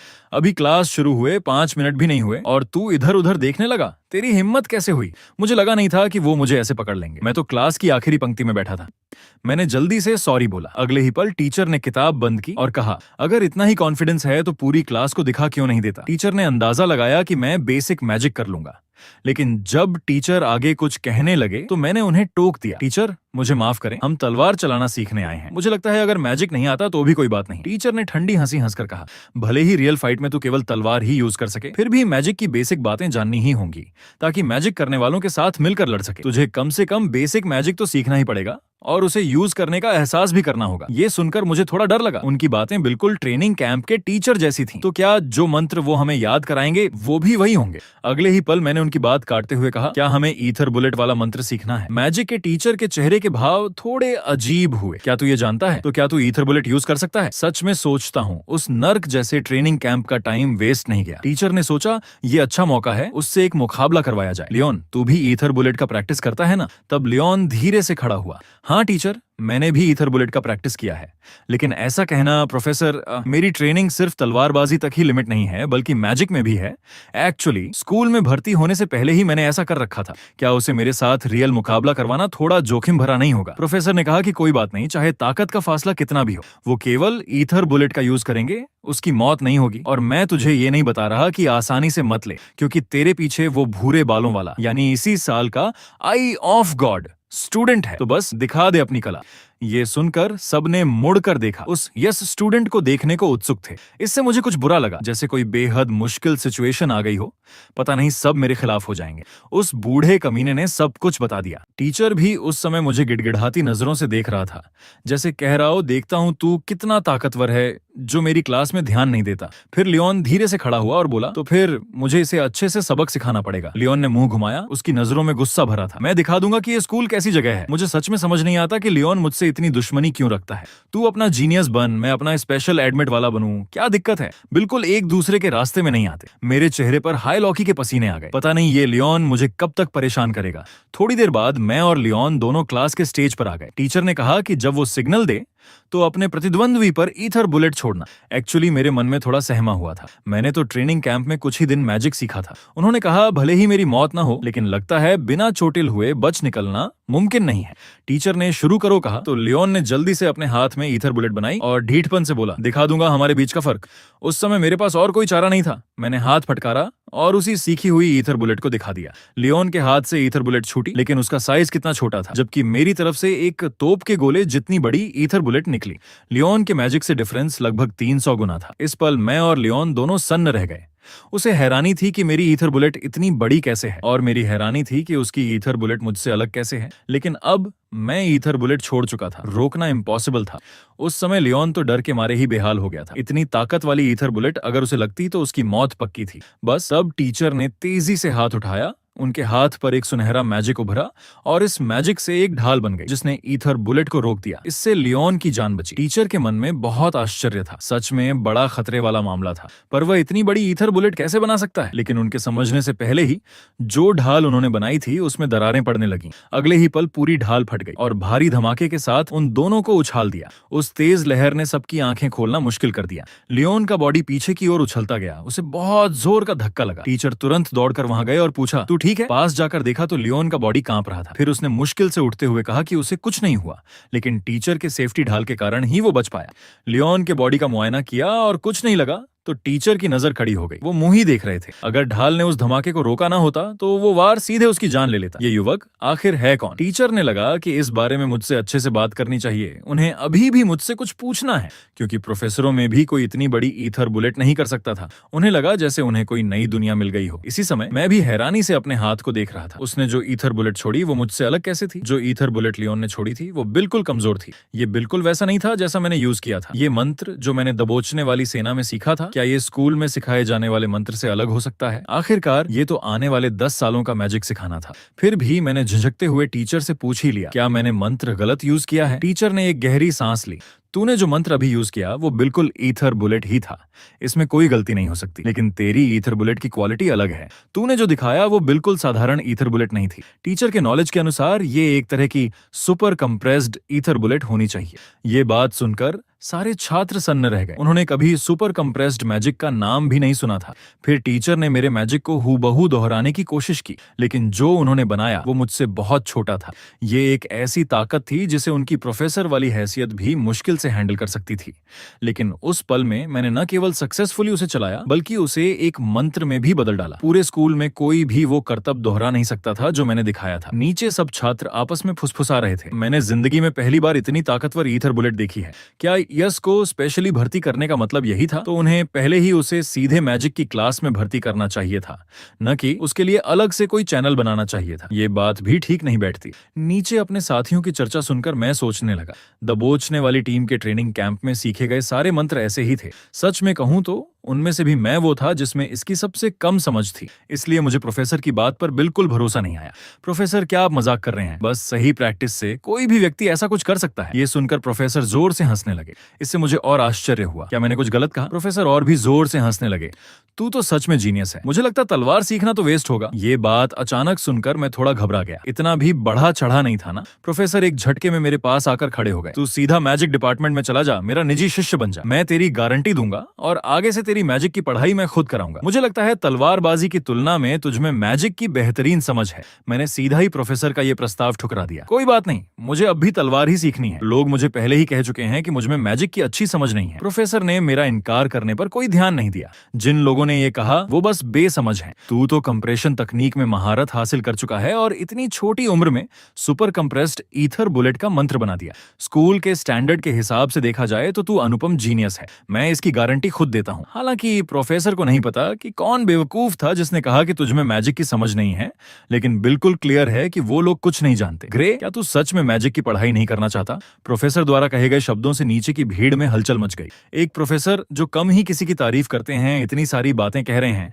ये बड़ी हैरानी वाली बात थी। प्रोफेसर ने उंगली उठाकर कहा, अगर तूने मैजिक नहीं सीखा तो ये दुनिया का सबसे बड़ा नुकसान होगा। मैं तो यहाँ तक कह सकता हूँ कि मैजिक के साथ ये बहुत बड़ा क्राइम हो। मैजिक के प्रोफेसर को उम्मीद थी कि मैं मैजिक की पढ़ाई में आ जाऊं। अगर मैं नहीं आया तो ये मैजिक की दुनिया का नुकसान होगा। मैं हंसते हुए बोला, प्रोफेसर इतना बढ़ा चढ़ा मत बोलिए। तभी मुझे अचानक एक बात याद आई। प्रोफेसर ने अभी ईथर कंप्रेशन तकनीक का जिक्र किया था। मुझे लगता है ये नाम मैंने पहले कहीं सुना था। मेरी यादें पुरानी हो गईं। किसी ने मुझसे कहा था, तुम ओडी यानी ओवरड्राइव के बारे में नहीं जानते, इसलिए बेहतर तरीके से मैजिक कर पाना बहुत मुश्किल है। इसलिए अपने अंदर के ईथर को दबाकर रखना चाहिए और फिर केवल उन हिस्सों को इकट्ठा करने की कोशिश करनी चाहिए जिनमें ओडी गलती से मिल जाए। उस दौर में पढ़ाने वाले टीचर ने ऐसा ही एक वाक्य कहा था। अब सोचने पर बड़ी हास्यास्पद लगती है वो बात। तो फिर मैंने पूछा, प्रोफेसर क्या आपने कभी ओडी के बारे में सुना है? प्रोफेसर ने अनजान बनते हुए कहा, ओडी क्या चीज है? प्रोफेसर की रिएक्शन देखकर मैंने एक बात पक्की कर ली, इस समय दुनिया को अभी ओडी के बारे में पता नहीं है। अगर ऐसा है तो मैंने पहले जो कुछ दबोचने वाली सेना में सीखा था वो सब भविष्य के समय की बातें निकली। दुनिया ने अभी तक इन चीजों को डिस्कवर नहीं किया था।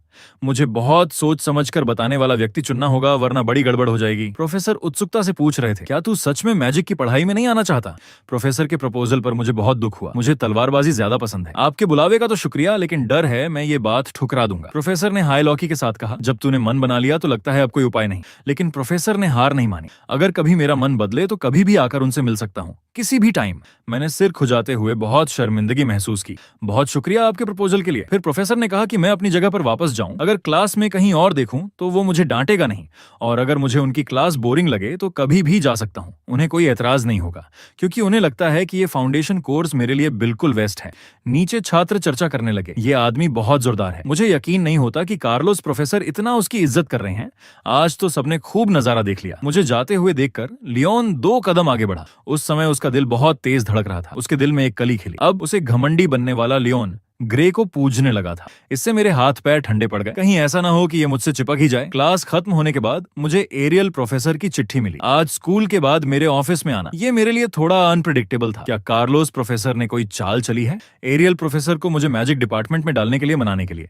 जल्द ही मैं एरियल प्रोफेसर के दरवाजे पर पहुंच गया। दुआ है कि ऐसा ना हो जैसा मैं सोच रहा हूँ। मैंने दरवाजा खटखटाया, देखा तो ये दरवाजा बिना ताले का था। थोड़ी देर तक आवाज ना आई तो मैं अकेले ही अंदर घुस गया। मैंने कहा, बेअदबी के लिए माफ करना। लेकिन अगले ही पल एक तलवार मेरी तरफ उछली। उसे पाकर मैंने लगभग बिना सोचे ही अपनी कमर से तलवार निकाल ली। फिर हाथ घुमाकर उसने मुझ पर हमला किए हुए व्यक्ति का हथियार उड़ा दिया। पूरी एक्टिविटी ऐसे ही चल पड़ी जैसे पानी बह रहा हो। एक लड़की हैरान थी, शायद इस बात पर कि इतनी जल्दी मैं कैसे ऐसी रिएक्शन दे सकता हूँ।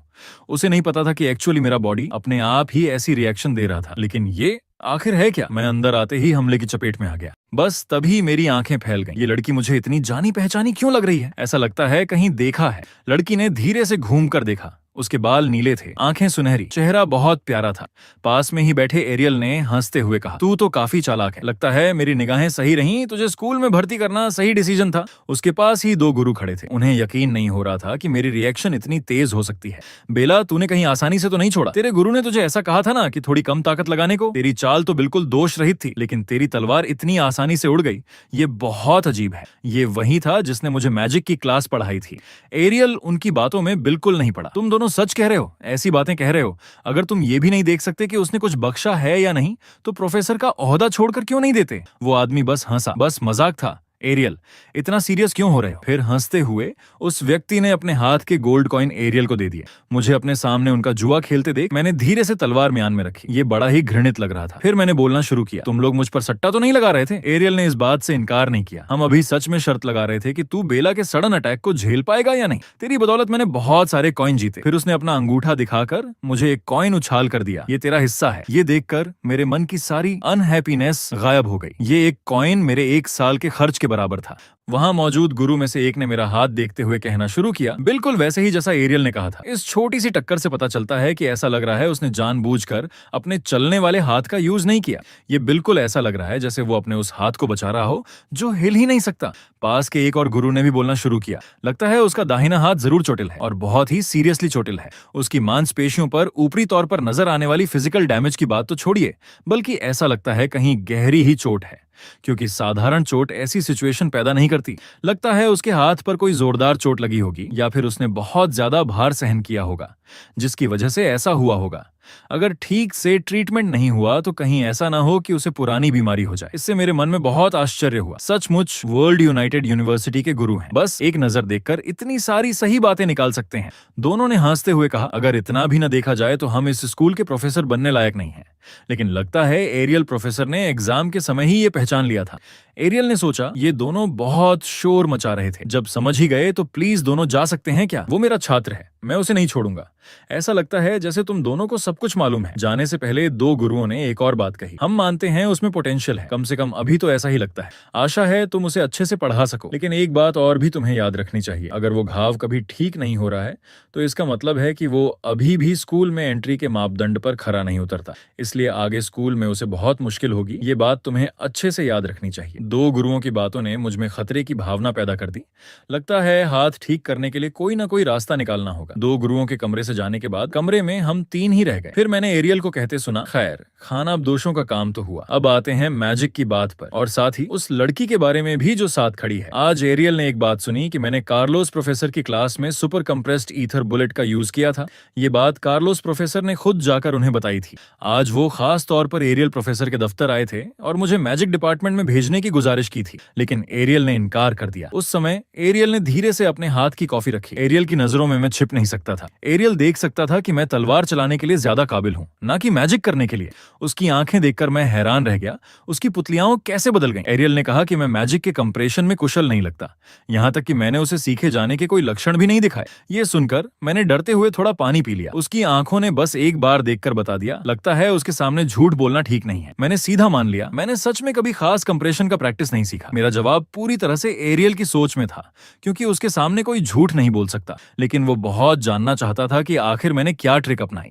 उसने मुझसे वादा किया कि वो किसी को नहीं बताएगा, बल्कि मेरा बदला भी लेगा। और वो इस कंप्रेशन वाले मैजिक को सीखने की जिद इसलिए कर रहा था क्योंकि ये उसके साथ खड़ी लड़की के फ्यूचर से जुड़ा था। मैं चाहता हूँ तू उसकी टीचर बन। एरियल मुझसे कंप्रेशन मैजिक के मंत्र लेना चाहता था और वो चाहता था कि मैं बेला की टीचर बन जाऊं। क्या एरियल प्रोफेसर मुझे यहाँ बुलाकर सिर्फ बेला के लिए तो नहीं था? एरियल ने कहा, हाँ, हालांकि वो मैजिक के थ्योरी में जीनियस है, लेकिन एक्चुअल यूज में वो बहुत पीछे है। वो चाहे जितनी भी कोशिश कर ले, ईथर कंप्रेशन तकनीक को सही से अपना ही नहीं पाती। यही वजह है कि वो सुपर कंप्रेस्ड ईथर नहीं बना पाती। मैं पिछले जन्म में ही बेला अल्ब्राइट को रिडीमर के नाम से सुन चुका था, तो ये उसकी वजहों में से एक थी। एरियल प्रोफेसर ने कार्लोस प्रोफेसर से सुना था। जब मैं super compressed ether bullet use कर रहा था तो बिल्कुल नहीं लग रहा था कि मैं ईथर को कंप्रेस कर रहा हूँ। अगर कोई तरीका है जिसमें ईथर को एक्चुअली कंप्रेस किए बिना ही सुपर कंप्रेस्ड ईथर यूज किया जा सके तो उसे ब्रैडली प्रोफेसर के पास नहीं भेजना पड़ेगा। मैंने धीरे से कॉफी का कप रखा और लगातार ब्रैडली प्रोफेसर शब्द को दोहराता रहा। अगले ही पल मैं सन्न रह गया। क्या आप वेरियन ब्रैडली प्रोफेसर की बात कर रहे हैं? एरियल ने सिर हिलाया। मुझे पता है तूने उसके बारे में सुना है और मेरा उसे जानना भी जरूरी है। वो कुख्यात है।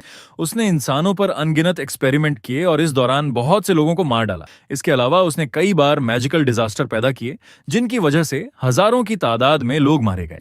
वो हिस्ट्री का सबसे बदतरीन मैजिकल क्रिमिनल है। वो आज भी इस टाइम पकड़ा नहीं गया है। अगर बेला साल के अंत तक सुपर कंप्रेस्ड ईथर नहीं बना पाई तो उसे वहां भेज दिया जाएगा। ये सुनकर मुझे बुरा लगा। बेला को वहां भेजना और मौत के मुंह में धकेलना एक जैसा ही है। वहां तो बहुत ही बर्बर इंसानी एक्सपेरिमेंट होते हैं। हाँ, उस ऑपरेशन के जरिए मैजिक की ताकत तो बढ़ा देता है, लेकिन एक्चुअली वो इंसानी बॉडी पर एक्सपेरिमेंट होता है। इसलिए बेला की जान तेरे हाथों में है। हालांकि ऐसा मामला अभी तक पब्लिक नहीं हुआ है, लेकिन अफवाह है कि उसके एक्सपेरिमेंट्स की वजह से बहुत सी लड़कियां मर चुकी हैं।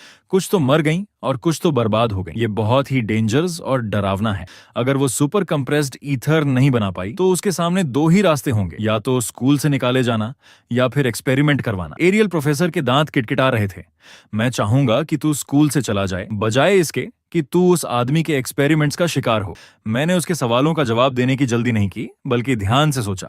जो मैजिक मैंने अब सीखा है वो उस टाइम के नॉलेज से परे है जो अभी मौजूद नहीं है। अगर मैंने ये बता दिया तो हो सकता है हिस्ट्री की रफ्तार बदल जाए। बेला के हाथ कांपने लगे थे। वो सच में चाहती थी कि मैं उसकी मदद करूं, लेकिन वो मुझसे मेरी मर्जी के खिलाफ कुछ करने की जिद नहीं कर रही थी। और ये सब मैं भी देख रहा था। बेला तो फ्यूचर की मुख्य ताकतों में से एक है। उसे बिल्कुल कोई खतरा नहीं होना चाहिए। एक हिसाब लेने वाला तो बहुत ही पावरफुल होता है। उसकी मदद के लिए एक और ताकतवर हो तो काम बहुत आसान हो जाता है। मैंने खुद उस मायूसी का एक्सपीरियंस किया था। मैं उसे दोबारा फील नहीं करना चाहता। अगर फ्यूचर मेरे डायरेक्शन में थोड़ा बदल भी जाए तो दुनिया को बचाने वाली टीम में लोग सच में बेला का फेट बदल सकते हैं। उस फ्यूचर को, जिसे लोग नर्क कहते हैं, बदलना ही बेहतर होगा।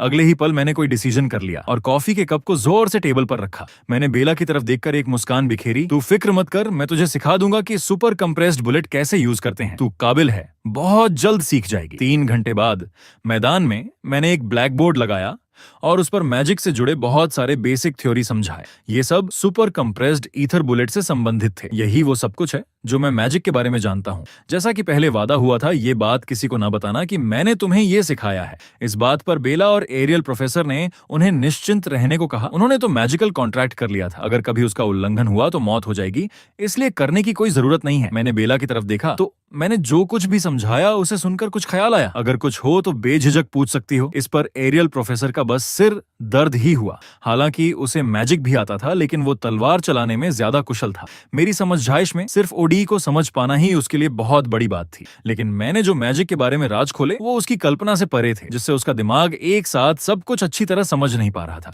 उस समय बेला धीरे से आगे बढ़ी। हालांकि तूने जो मैजिक समझाया वो बहुत पेचीदा था, लेकिन उसका तरीका बहुत क्लियर है। शब्दों में कहूं तो मुझे ऐसा लगा जैसे मैं 100 साल बाद की मैजिक की क्लास सुन रही हूं।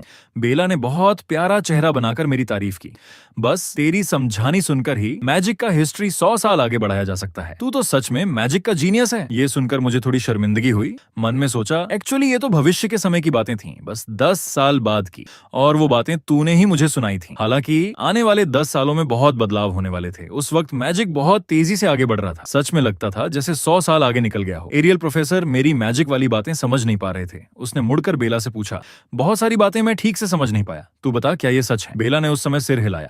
ये थ्योरी बिल्कुल सही हो सकते हैं। ये मौजूदा मैजिक के थ्योरी से मेल नहीं खाते, और बेला को लगता है कि इसे प्रूव करने का सबसे तेज तरीका यहाँ इसका टेस्ट करना है। इसलिए हम आज यहाँ आए हैं।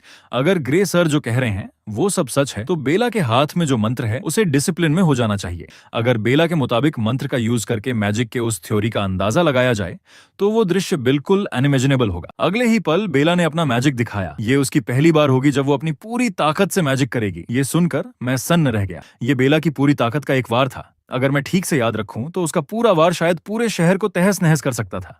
अब देखते हैं 10 साल पहले उसमें कितनी ताकत थी। अगले ही पल हमारे सामने एक बहुत बड़ा मैजिकल सर्कल बन गया। उस समय बेला को लग रहा था कि वो अपनी ताकत पर काबू नहीं कर पा रही थी। मुझे लगा कुछ बुरा होने वाला है, लेकिन बेला को इन सब की कोई चिंता नहीं थी। वो बस अपने नए मैजिक को आजमाना चाहती थी। वो लगातार मंत्र दोहरा रही थी। अगले ही पल सुनहरे लाइट के एक गोले ने मेरे बॉडी को पूरी तरह से ढक लिया। फिर उस सुनहरे लाइट ने आसमान में एक लौ लगा दी। ये नजारा देखकर मैं तो बस हैरान ही रह गया।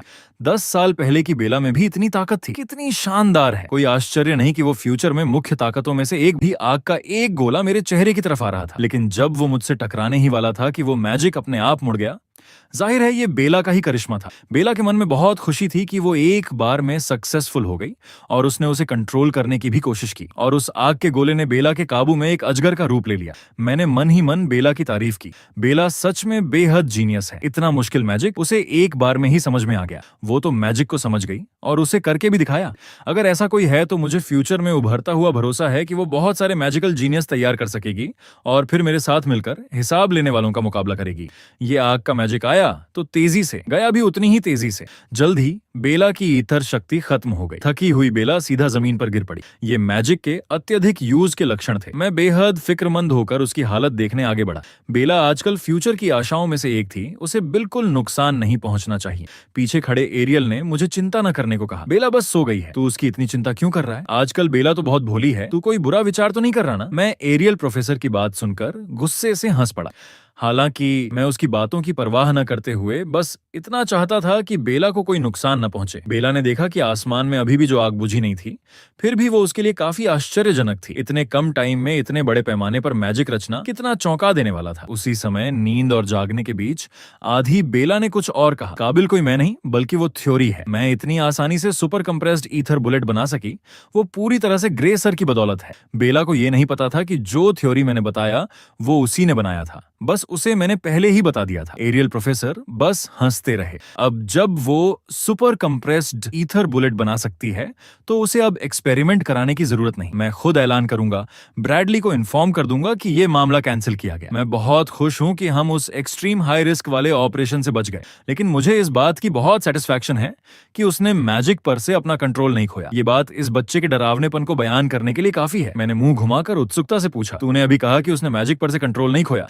हाँ, मैजिक पर कंट्रोल नहीं खोया। हालांकि ब्रैडली का ऑपरेशन मैजिक की ताकत तो बढ़ा सकता है, लेकिन उसकी कीमत होती है कंट्रोल पर से काबू खोना। ये तो राज है, लेकिन लगता है ये लिमिट तोड़ने में जबरदस्ती से हासिल किया जाता है। एरियल की बात सुनने के बाद तो यही वजह है। पिछली दुनिया में वो चुड़ैल इतनी ताकतवर मैजिक को हैंडल नहीं कर पाई थी। ये भी इसी ऑपरेशन के कारण हुआ था, इसमें कोई शक नहीं है। एरियल प्रोफेसर हंस पड़ा। लेकिन तेरे ही कारण बेला अब सुपर कंप्रेस्ड ईथर बुलेट बना सकती है। इस तरह हमारे कॉन्ट्रैक्ट की शर्त पूरी हो गई। एरियल प्रोफेसर ने हाथ लहराया। अब मेरी बारी है कि मैं कॉन्ट्रैक्ट में लिखी बातों को पूरा करूं। पहली बात तेरे हाथ के बारे में है। एरियल प्रोफेसर सोचने लगे कि मैं उस पर एक तरह का मैजिक लगाऊं जिसे हीलिंग मैजिक कहते हैं, जो तेरा हाथ ठीक कर सकता है। अगले ही पल एरियल प्रोफेसर की हथेली में नीली मैजिकल एनर्जी उभरी। मुझे देखकर काफी आश्चर्य हुआ। फिर उसने उस मैजिकल एनर्जी को मेरे हाथ पर रख दिया और मेरे चोटिल दाहिने हाथ का इलाज करने लगा। इस पल मेरे पूरे हाथ में एक बहुत ही मजबूत हीलिंग एनर्जी समा गई, जिससे ठंडक सी महसूस हो रही थी। ये मैजिक बहुत जल्दी हुआ। एरियल प्रोफेसर ने मुझसे पूछा, कैसा लग रहा है? इस पर मैंने कलाई हिलाकर देखी और पाया कि पहले से बहुत अच्छा था। बल्कि हैरत की बात तो ये थी कि मेरी कलाई पहले की तरह फ्लेक्सिबली हिल सकती थी। मेरे मन में बहुत ग्रेटिट्यूड पैदा हो गया। बहुत बहुत थैंक यू प्रोफेसर। इस तरह मैं स्कूल में दाखिले के योग्य समझा जाऊंगा ना? हालांकि मुझे उत्सुकता हो रही थी। मैजिक वाली दवा से भी जो चीज ठीक नहीं हुई थी, उसे एरियल इतनी आसानी से कैसे हल कर सकता है? एरियल प्रोफेसर बस हंसा। मेरे नर्व को रिस्टोर करने वाले मैजिक की तुलना साधारण मैजिक वाली दवाओं से मत कर। एरियल प्रोफेसर को फिर भी जरा सी बेचैनी थी। तेरा हाथ सच में पहले की तरह चल रहा है क्या? तू तलवार घुमाकर टेस्ट करना चाहेगा? तब मैं एक तरफ गया और धीरे से तलवार निकाली। तो फिर प्रोफेसर एरियल की बात मानकर मैं अपने हाथ की लचक का टेस्ट करूंगा। और फिर मैंने ऐसे ही हल्के से एक वार किया। ये एहसास थोड़ा अजीब लगा। ध्यान से कलाई को देखने के बाद मैंने फिर से कोशिश करने का सोचा। सूं सूं की आवाज के साथ मैंने फिर से 10 वार किए। हर वार के स्टैंडर्ड मैंने पहले की स्पीड से ही रखे। अनफॉर्चुनेटली नतीजा अब भी उतना अच्छा नहीं था। उस समय मेरे गाल पर पसीना आ गया। मैंने अपनी स्पीड रोकी और एरियल से कहा, लगता है मेरा हाथ पहले जैसा लचीला नहीं रहा। इस पर एरियल प्रोफेसर ने गहरी सांस ली। जैसा मैं सोच रहा था वैसा ही हुआ। मैंने तो तेरी नसों को ठीक कर दिया, लेकिन मेरा मैजिक तेरी आत्मा पर लगी चोट को नहीं भर सकता। मुझे थोड़ा अजीब लगा। क्या आत्मा जैसी कोई चीज सच में मौजूद होती है? एरियल ने सिर हिलाया। तूने सही सुना, आत्मा सच में मौजूद होती है। हालांकि अब के मैजिक के नॉलेज ने आत्मा के अस्तित्व को अब तक प्रूव नहीं किया है, लेकिन मैं मानता हूं कि ये सच में मौजूद है, क्योंकि एरियल के पास एक बहुत ही अद्भुत क्षमता है। वो ये कि उसकी आंखें आत्मा को देख सकती हैं। उसने ये बात कभी किसी को नहीं बताई थी। और एरियल की आंखों में मेरी आत्मा अब भी धीरे धीरे ठीक हो रही है। ये अपने आप ठीक हो जाएगी। जब तक मैं तलवारबाजी के प्रैक्टिस में बहुत थकता नहीं, मैं तब तक हाथ का यूज कर सकता हूं। मैं एरियल की बात कुछ समझ नहीं पाया। बहुत थकना मत का मतलब क्या इस दौरान मैं तलवारबाजी का प्रैक्टिस नहीं कर सकता? लेकिन एरियल ने मुझे चिंता न करने को कहा। तू अपने नॉर्मल लेवल के हिसाब से प्रैक्टिस कर, इसमें कोई प्रॉब्लम नहीं है। एक्चुअली एरियल के मन में एक सवाल हमेशा से था। वो मुझसे कुछ पूछना चाहता था। वो जानना चाहता था कि आखिर ऐसी कौन सी तलवारबाजी थी जो किसी व्यक्ति की आत्मा को इतना नुकसान पहुंचा सकती थी। मैंने उसके सवाल का कोई जवाब नहीं दिया और वो भी समझ गया और बात की दिशा दूसरी मोड़ ली। वैसे अब तक ऐसा हुआ है कि कोई तलवारबाजी ऐसी है जो आत्मा को चलाती है? बस, एरियल ने गंभीर चेहरे से कहा। वो था एमी व्हाइट। तू उसे जानता है ना? सोचा नहीं था कि एरियल भविष्य की तलवार संत का जिक्र छेड़ देगा, जो भविष्य में मरने से पहले कभी हारी नहीं, उस एमी व्हाइट का। उसने मुझसे पूछा कि क्या मैं एमी व्हाइट को पहले से जानता था। यह सुनकर मैं थोड़ा घबरा गया। मैंने सिर हिला दिया। मैं उसे सच में जानता हूं। वो यहाँ तलवार संत का नाम क्यों ले रहा है? इस समय पर हमें एक दूसरे को जानना तक नहीं चाहिए। और एरियल ने ये क्यों मान लिया कि मैं एमी को जानता हूं? क्योंकि तलवार चलाने के मेरे तरीके से उसे लगा कि मैंने एमी से ही सीखा है। ये इतना मिलता है कि इतना कोइंसिडेंस हो ही नहीं सकता। लेकिन फिर सोचा, कुछ गहरे अंतर भी हैं। तुझे तलवार सिखाने वाला एमी से भी थोड़ा तगड़ा लगता है, इसलिए एरियल थोड़ा कंफ्यूज्ड है। हालांकि कुछ सालों में एमी तुम्हारे गुरु जितना ही ताकतवर हो जाएगा। एरियल की समझदारी देखकर मैं थोड़ा हैरान हुआ। उसने ये भी भांप लिया, लेकिन वो चाहे जितना होशियार हो, ये कभी नहीं सोच सकता कि मेरी तलवारबाजी 10 साल बाद वाले एमी से सीखी है। लेकिन मैं उसे ये नहीं बता सकता। मैं बस इतना कह सकता हूँ कि मैंने ये तलवारबाजी अपने गांव के एक अखाड़े में सीखी है। क्या सच में तलवारबाजी से इंसान की आत्मा को नुकसान पहुंचता है? एरियल ने कहा, बिल्कुल नहीं। आम तलवारबाजी से आत्मा पर कोई असर नहीं होता। पहली बात, आम चीज सिर्फ एक वार से राक्षस लोहार को कैसे हरा सकती है और उनके आसपास के राक्षसों और पेड़ों को भी काट सकती है। और उसने जो बात कही वो मेरे द्वारा पहले राक्षस सेनापति को मारने का दृश्य था। लगता है वो पहले से ही जानता था। एरियल ने हल्की हंसी उड़ाई। ये तो पक्की बात है। तो वो जुआ मूल रूप से जीतना तय था। एरियल ने उस जगह के बचे हुए हिस्सों को देखा था। वो नजारा काबिले तारीफ था। सबसे गहरी काटने वाली जादूगरी भी ऐसा नतीजा नहीं दे सकती। इसलिए उसने अंदाजा लगाया कि मेरे अंदर कोई रहस्यमयी ताकत है और मैंने उसे इस्तेमाल किया। उसका अंदाजा सच्चाई से लगभग मेल खा रहा था। मैं चाहता हूं कि प्रोफेसर एरियल इसे अपनी आंखों से देखे। फिर एरियल की पुतली फिर से बदल गई। मैं देख सकता हूं कि ताकत एक दरवाजे से बाहर निकल रही है जो चेनों से बंधा है। इससे मैं बहुत हैरान हुआ। मुझे लगा कि कुछ गड़बड़ है। एरियल में कोई ना कोई बड़ी खराबी जरूर है, क्योंकि एरियल ने सच में मेरे शरीर के अंदर वो दरवाजा देख लिया। ये कभी भी सिर्फ गैस से नहीं समझा जा सकता। वो जरूर इन सब चीजों के बारे में कुछ जानता है। एरियल ने एक उंगली उठाते हुए मुझसे कहा, ऐसा है तो सही, मैंने तुम्हारी ताकत जैसी कुछ और भी देखी है। हालांकि मुझे नहीं लगता कि वो एक ही चीज है, बस लगने में कुछ सिमिलैरिटी है। एरियल की बातें सुनकर मैंने तुरंत पूछा कि वो सिमिलर ताकत क्या है? क्या मेरे अलावा और कोई है जिसके पास मेरी तरह ताकत है? एरियल ने पक्के लहजे में जवाब दिया, हाँ। हालांकि मुझे नहीं पता कि वो इंसान हैं या नहीं। उन्हें चुड़ैल कहा जाता है, ये उनका नाम है। ये सुनकर मैं सच में बेचैन हो गया। एरियल आखिर क्या जानता है? इस जमाने में चुड़ैलों का नाम क्यों लिया जा रहा है?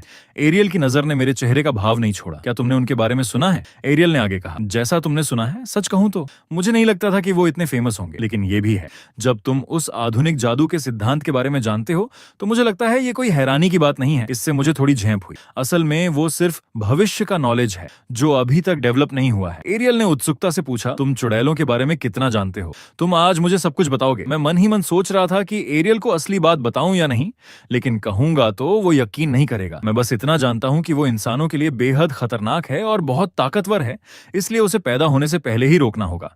अगर वो पॉसिबल नहीं तो फिर कोई कीमत चुकाकर उसे नष्ट करना ही होगा। थोड़ा सोचने के बाद एरियल ने सिर हिलाया। हालांकि तुम थोड़ा एक्सट्रीम हो, लेकिन मैं भी उसे बहुत खतरनाक मानता हूं। फिर भी बालियान ब्रैडली फिर भी अपना प्रयोग जारी रखेगा। एरियल प्रोफेसर के इस वाक्य ने मुझे कुछ उलझन में डाल दिया। क्या उस पागल का इस मामले से कोई लेना देना है? एरियल ने ठंडी हंसी उड़ाई। बेशक है, और बहुत गहरा नाता है। एरियल की जानकारी के मुताबिक वो चुड़ैलें वही चीज हैं जिन्हें वो बुलाने की कोशिश कर रहा है। ये सुनकर मैं सन्न रह गया। चुड़ैलें इंसानों द्वारा बनाई गई हैं, लेकिन भविष्य में मैंने ये बात क्यों नहीं सुनी? हालांकि पिछली टाइमलाइन में एकेडमी ऐसे बिहेव करती थी जैसे वो पहले से जानती थी कि चुड़ैलें वहां आएंगी।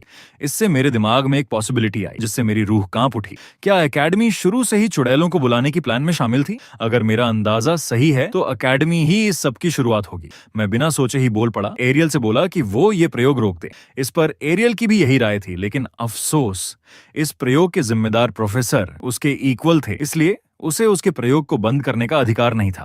पहले भी एरियल ने ऊपरियों पर प्रेशर डालकर ये प्रयोग रद्द कराना चाहा था, लेकिन वो नहीं माने। मैं जानना चाहता था कि आखिर ये ऊपरी लोग कौन हैं। इस बारे में एरियल भी कुछ नहीं बता सका।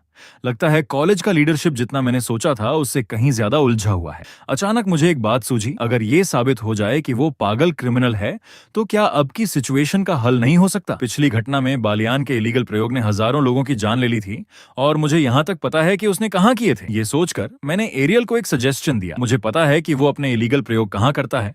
अगर हम उसे उसी जगह दबोच लें तो शायद ये मामला हल हो सकता है। लेकिन एरियल ने फिर मेरा प्रस्ताव ठुकरा दिया। तुम्हारा ये तरीका काम नहीं करेगा। बिना परमिशन के कॉलेज के किसी प्रोफेसर की लैब में घुसना अपने आप में एक बड़ा अपराध है। अगर तुम्हारे पास सॉलिड प्रूफ नहीं है तो तुम्हें ही जेल जाना पड़ेगा। या क्या तुम्हारे पास अभी उसके अपराधों के प्रूफ हैं? उसकी बातों ने मुझे चुप करा दिया। मेरे पास वाकई कोई सॉलिड प्रूफ नहीं था, और अगर नहीं है तो ये मामला यहीं अटक जाएगा। फिर ये बातचीत खत्म हो गई। एरियल अब मेरी ताकत के बारे में बात करना चाहता था। क्या तुम ये नहीं सीखना चाहते कि उसे कैसे कंट्रोल किया जाए? ये सुनकर मेरे दिल में झटका लगा। क्या एरियल मुझे अपनी ताकत पर कंट्रोल करना सिखा सकता है? उसने सिर हिलाते हुए कहा, तुम्हें मैं ये नहीं सिखा सकता। हालांकि कॉलेज में एक प्रोफेसर है जो अनजान ताकतों से निपटने में माहिर है। उसका नाम हिस्कॉट है। ये सुनकर मेरा दिल जोर से धड़का। हिस्कॉट वही है जिसने खुद तलवार संत को ट्रेन किया। एरियल ने पहले ही अंदाजा लगा लिया था कि मैं ऐसा ही हाव भाव करूंगा। मैं कल उसके साथ तुम्हारी प्राइवेट ट्रेनिंग का इंतजाम कर दूंगा। ये सुनकर मेरे मन में एक दोहाट उठी, ये तो बहुत बढ़िया है। कॉलेज आने का मेरा मकसद ही इस ताकत पर कंट्रोल पाना था। अब आखिर मौका मिल ही गया। सोचा नहीं था कि इतनी जल्दी सुराग मिल जाएगा। अगले दिन मैं एक ताकतवर इंसान के साथ ट्रेनिंग करने लगा। अब मैं जिसके साथ हूँ वो खुद हिस्कॉट लैंगफ्लो प्राइवेट लेसन दे रहा है। लेकिन मुझे हैरानी हुई, क्यों ये ट्रेनिंग सिर्फ दौड़ना है? हालांकि मैं नहीं जानता कि मास्टर मुझे क्या सिखाना चाहते हैं, लेकिन उन्होंने जो कहा मुझे बस मानना था। तभी उन्होंने अचानक गर्दन घुमाकर कहा, तुम्हारा ध्यान अभी भी भटक रहा है। मैं तुम में स्टेबिलिटी की कमी महसूस कर सकता हूँ। अगर तुम्हारे पास व्यर्थ सोचने का समय है तो बेहतर होगा कि तुम अपनी स्पीड बढ़ाओ और पूरी ताकत से दौड़ो। मेरी बात ध्यान से सुनो। जब तक तुम्हारी ताकत का हर आखिरी बूंद खत्म न हो जाए तब तक ही रूह की ताकत जागेगी। जब तक तुम में एक बूंद ताकत बाकी रहेगी हम तलवार को हाथ नहीं लगा सकते। क्या समझ में आया? उनकी बात का मतलब मुझे कुछ समझ आ गया था। भले ही ना आया होता मैं फिर भी मानता। आखिर सामने वाला कोई आम ताकतवर नहीं था। बस यूं मैं और ये मास्टर एक हफ्ते तक कठोर ट्रेनिंग करते रहे। ट्रेनिंग खत्म करने के बाद मैं एरियल के पास पहुंचा। उसने पूछा, स्कॉट के साथ कैसा रहा? मैं थोड़ी शर्मिंदगी के साथ बोला, असल में कुछ खास एक्सपीरियंस नहीं हुआ। रोज बस दौड़ना ही होता था। हालांकि मुझे लगता है कि मेरा शरीर पहले से ज्यादा ताकतवर हो गया है। तलवारबाजी के मामले में बस आखिर में थोड़ा अभ्यास किया। एरियल ने हल्की हंसी उड़ाई। लगता है ये उस बूढ़े की शैली से बिल्कुल मेल खाता। थोड़ी देर बाद एक इंसान ने आकर हमारी बातचीत में रोक लगाई। उसने एरियल को एक चिट्ठी दी। मुझे नहीं पता ये मेरा इल्यूजन है या क्या, लेकिन ये चिट्ठी पढ़ते वक्त एरियल का शरीर कमयाप रहा था। फिर उसके चेहरे पर बहुत गुस्सा था। मैं तुरंत आगे बढ़कर पूछा, क्या ये चिट्ठी किसी प्रॉब्लम से भरी है? हालांकि जब मैंने ये चिट्ठी देखी तो मैं भी वैसा ही चेहरा बना लिया। उस चिट्ठी पर लिखा था, हालांकि बेला ने हाइपर कंप्रेस्ड यूनिट बना ली है, लेकिन जांच करने पर पता चला कि ये असली कंप्रेशन नहीं है, इसलिए इसे हाइपर कंप्रेस्ड यूनिट मान्यता नहीं दी जा सकती। पर हस्ताक्षर किए हैं बालियान ब्रैडली ने। ये देखकर मैं गुस्से से बस उसे पागल कहता रहा। एरियल ने मुझे शांत रहने को कहा। लगता है ब्रैडली ने ठान लिया है कि बेला की सर्जरी ही होगी, भले ही बेला को अब उस सर्जरी की जरूरत नहीं है। मैंने एरियल को एक सजेशन दिया, सीधा बेला को ही मना करने को कह दो। लेकिन अफसोस कॉन्ट्रैक्ट है, इसलिए मना करना इम्पॉसिबल है जब तक ब्रैडली खुद उसे रद्द न कर दे। बेला के पास सिर्फ कॉलेज छोड़ना या फिर सर्जरी कराना ही एकमात्र ऑप्शन बचता है। ये अफरा तफरी सुनकर मेरी रूह सिहर उठी। अगर सर्जरी हुई तो बेला तबाह हो जाएगी। अगले ही पल एरियल ने जोर से मेज पर पटक दिया, ग्रे मुझे तुम्हारी मदद चाहिए। असल में एरियल मुझसे रैडली की लैब का पता जानना चाहता था। अगर एरियल उसके अपराधों को उजागर कर देगा तो कॉन्ट्रैक्ट अपने आप खत्म हो जाएगा। ये सुनकर मैंने मुस्कुराते हुए कहा, मुझे याद है तुम पहले कहा करते थे कि बिना प्रूफ के जाना बहुत खतरनाक है। अब अचानक तुम कैसे डर गए? और एरियल को ये डिसीजन लेने की वजह थी मुझ पर भरोसा करना। बस वो जगह मिल जाए तो जरूर प्रूफ मिल जाएगा। शायद एरियल ने शुरू से ही मुझ पर भरोसा कर लिया था। उसकी आंखों ने पहले ही बता दिया था कि वो पक्का कह सकता है मैंने जो भी कहा सब सच था। बस उसे मानने में थोड़ी देर कर दी। मैंने कहा, उसे पहले ही ऐसा कर देना चाहिए था। मैं चाहता हूं कि तुम मुझ पर जरा और भरोसा करो, क्योंकि मैं कभी तुमसे झूठ नहीं बोलूंगा। एरियल ने सिर हिलाया। मुझसे कहा, अभी उसे रास्ता बताओ। हम एकजुट होकर उस शख्स की हरकतों को पूरी दुनिया के सामने लाएंगे। मैंने एरियल से कहा, उसकी लैब टोरुएल गांव के पास पहाड़ों में है। एरियल को ये पहाड़ बहुत अच्छे से पता थे। सोचा नहीं था कि वो इतने छोटे से गांव में छिपा होगा। मैं उसकी एक ऑथोराइज्ड लैब जानता हूं जहां वो इल्लीगल प्रयोग करता है। एरियल ने भी माना कि वो जगह एक बेहतरीन लैब है। इसके अलावा कॉलेज में कोई भी प्रोफेसर किसी दूसरे प्रोफेसर की लैब में दखल नहीं नहीं देता। हमें बस उसके अपराधों के प्रूफ मिलने हैं, फिर हम पर उसकी लैब में सेंध लगाने का इल्जाम नहीं लगेगा। तभी दरवाजे के बाहर बेला अचानक अंदर आ गई। उसके चेहरे पर एक उदासी छाई थी। उसने हमसे कहा, प्रोफेसर ग्रे, मुझे आज ये चिट्ठी मिली। एरियल ने एक कदम आगे बढ़ाया और 2 उंगलियों से उसके हाथ की चिट्ठी ले ली। एरियल ने उसे इस बारे में चिंता न करने को कहा, वो और ग्रे मिलकर सब ठीक कर देंगे। बेला ने भांप लिया कि एरियल क्या करना चाहता है। उसने पूछा, प्रोफेसर क्या तुम मेरे लिए उनसे लोहा लेने की सोच रहे हो, और वो भी अकेले? एरियल के कदम रुक गए। उसने मुंह फेरकर बेला से कहा, मैं अकेला ही काफी हूँ। बेला थोड़ी चिंतित हुई। उसने मेरी तरफ देखा। तब मैंने एरियल को रुकने को कहा। मैं भी उसके साथ जाना चाहता हूँ। बेला भी ऐसा ही चाहती थी, क्योंकि ये मामला उसकी जान से जुड़ा था, इसलिए उसका भी साथ जाना बनता था। प्रोफेसर एरियल को तो सिर्फ सिरदर्द हुआ। उसने कहा, तुम लोगों का दुश्मन एक पागल है जो बार बार इंसानों पर खतरनाक प्रयोग करता रहता है। अगर उसने तुम में से किसी को भी पकड़ लिया तो कोई नहीं जानता कि वो क्या क्या कर सकता है। इसलिए मैं तुम दोनों को उस जगह जोखिम में नहीं डाल सकता। लेकिन मुझे ऐसा नहीं लगा। प्रोफेसर का अकेले जाना और भी खतरनाक होता। अगर मैं उस ताकत का यूज करूं जो मैंने राक्षस सेनापति को मारने के लिए यूज की थी, तो मैं तुम्हारे काम आ सकता हूं। इसके अलावा अगर तुम गायब हो गए तो पवित्र आंख कॉलेज के एक स्टूडेंट के तौर पर मुझे निकाल दिया जाएगा। इसलिए कृपया हमें कम से कम अपनी तकदीर खुद तय करने दो। हम तुम्हारे लिए बोझ नहीं बनेंगे, बल्कि तुम्हारी मदद ही करेंगे। एरियल ने हम दोनों की तरफ देखा और गहरी ऊँह भरी। फिर बोला, लगता है मैं रोकता हूं तो भी तुम लोग साथ चलोगे। ठीक है, जाने की परमिशन दे सकता हूं, लेकिन एक शर्त होगी। और वो शर्त थी कि चाहे कुछ हो जाए, अपनी जान की सुरक्षा का पहले ध्यान रखना। हम दोनों ने एक साथ कहा, ये तो आप कहेंगे भी नहीं, हम समझते हैं। फिर हम उस पहाड़ पर चले गए और मैं उन दोनों को एक घर के सामने ले गया। बेला थोड़ी कंफ्यूज थी। क्या वो सच में यहाँ इलीगल प्रयोग करता है? प्रोफेसर ने उसे शक न करने को कहा। हमें अंदर जाकर प्रूफ ढूंढने हैं। मैं उसे पक्के दिल से बता सकता हूँ कि वो यहीं है।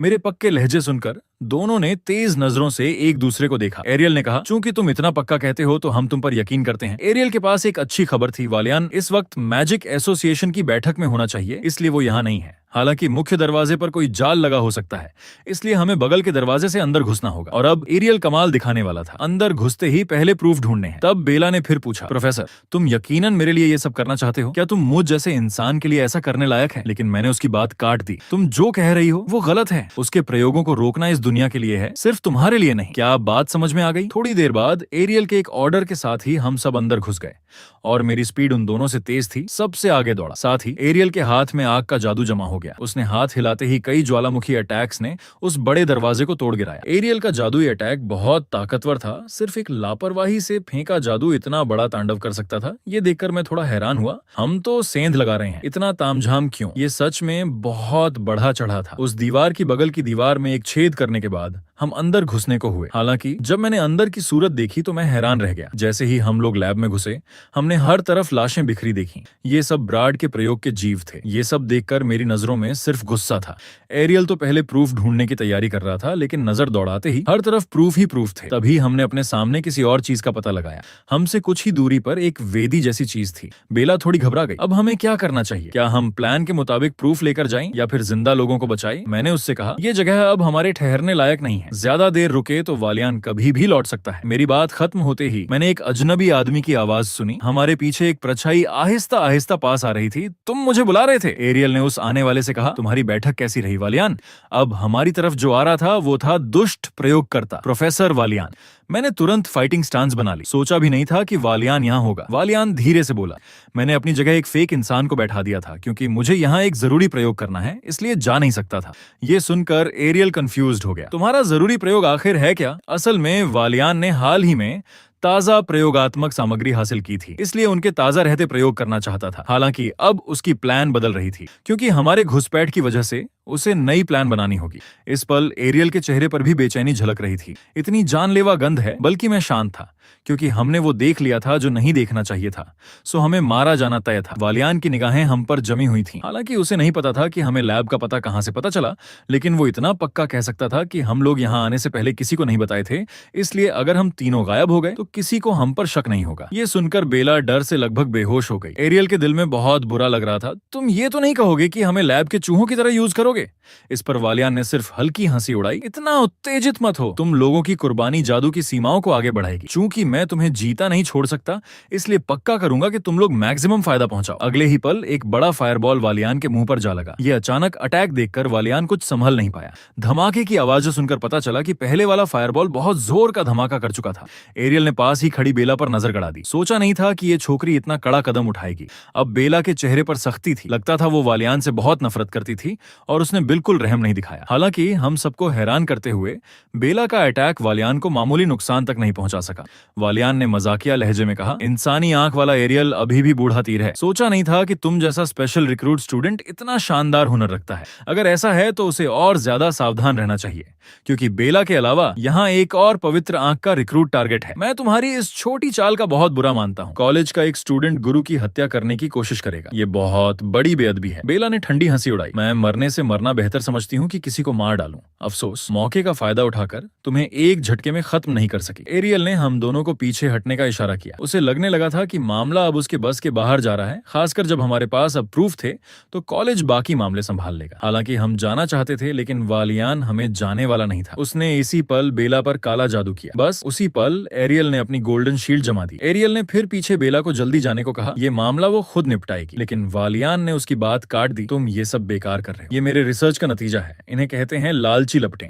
ये जादू उस आग को छोड़ता है जो बचाव वाले जादू को खा जाती है और उसे अपनी ताकत में बदल लेती है। धीरे धीरे दोनों जादुई अटैक काफी देर तक भिड़ते रहे। एरियल की शील्ड अब टूटने को आ गई थी। सिद्धांत रूप में इस जादू को रोका ही नहीं जा सकता। एकमात्र कमी ये थी कि इसे यूज करने में थोड़ी कीमती सामग्री खर्च होती है। थोड़ी देर बाद एरियल की गोल्डन शील्ड लगभग इस जादू को खा चुकी थी। हालांकि अगले ही पल एरियल की आंखों में नीली रोशनी कौंधी और फिर इस गोल्डन जादू के घेरे के पीछे एक और नीला जादू का घेरा आ गया। ये भी एक बचाव वाला जादू था। हालांकि ये काला जादू मानो किसी भी बचाव वाले जादू से नहीं डरता था, सीधा टकराकर ऊपर चढ़ गया। जल्द ही एरियल की शील्ड में फिर दरारें आ गईं। उसने जल्दी से बेला से कहा कि वो जादू मेमोरी पत्र मुझे दे दे। एरियल ने अब तक सब कुछ रिकॉर्ड कर लिया था। जैसे ही हिस्कॉट ये देख लेगा, समझ जाएगा कि क्या करना है। हालांकि बेला ने कोई मुंह नहीं खोला, बल्कि अपनी छड़ी जोर से जमीन पर पटक दी और बेला से एक तीसरा बचाव वाला जादू बन गया। हालांकि उसकी शील्ड गोल आकार की थी। ये देखकर एरियल का दिल जलने लगा। तुम क्या कर रहे हो? मैंने तुमसे जल्दी चलने को नहीं कहा था।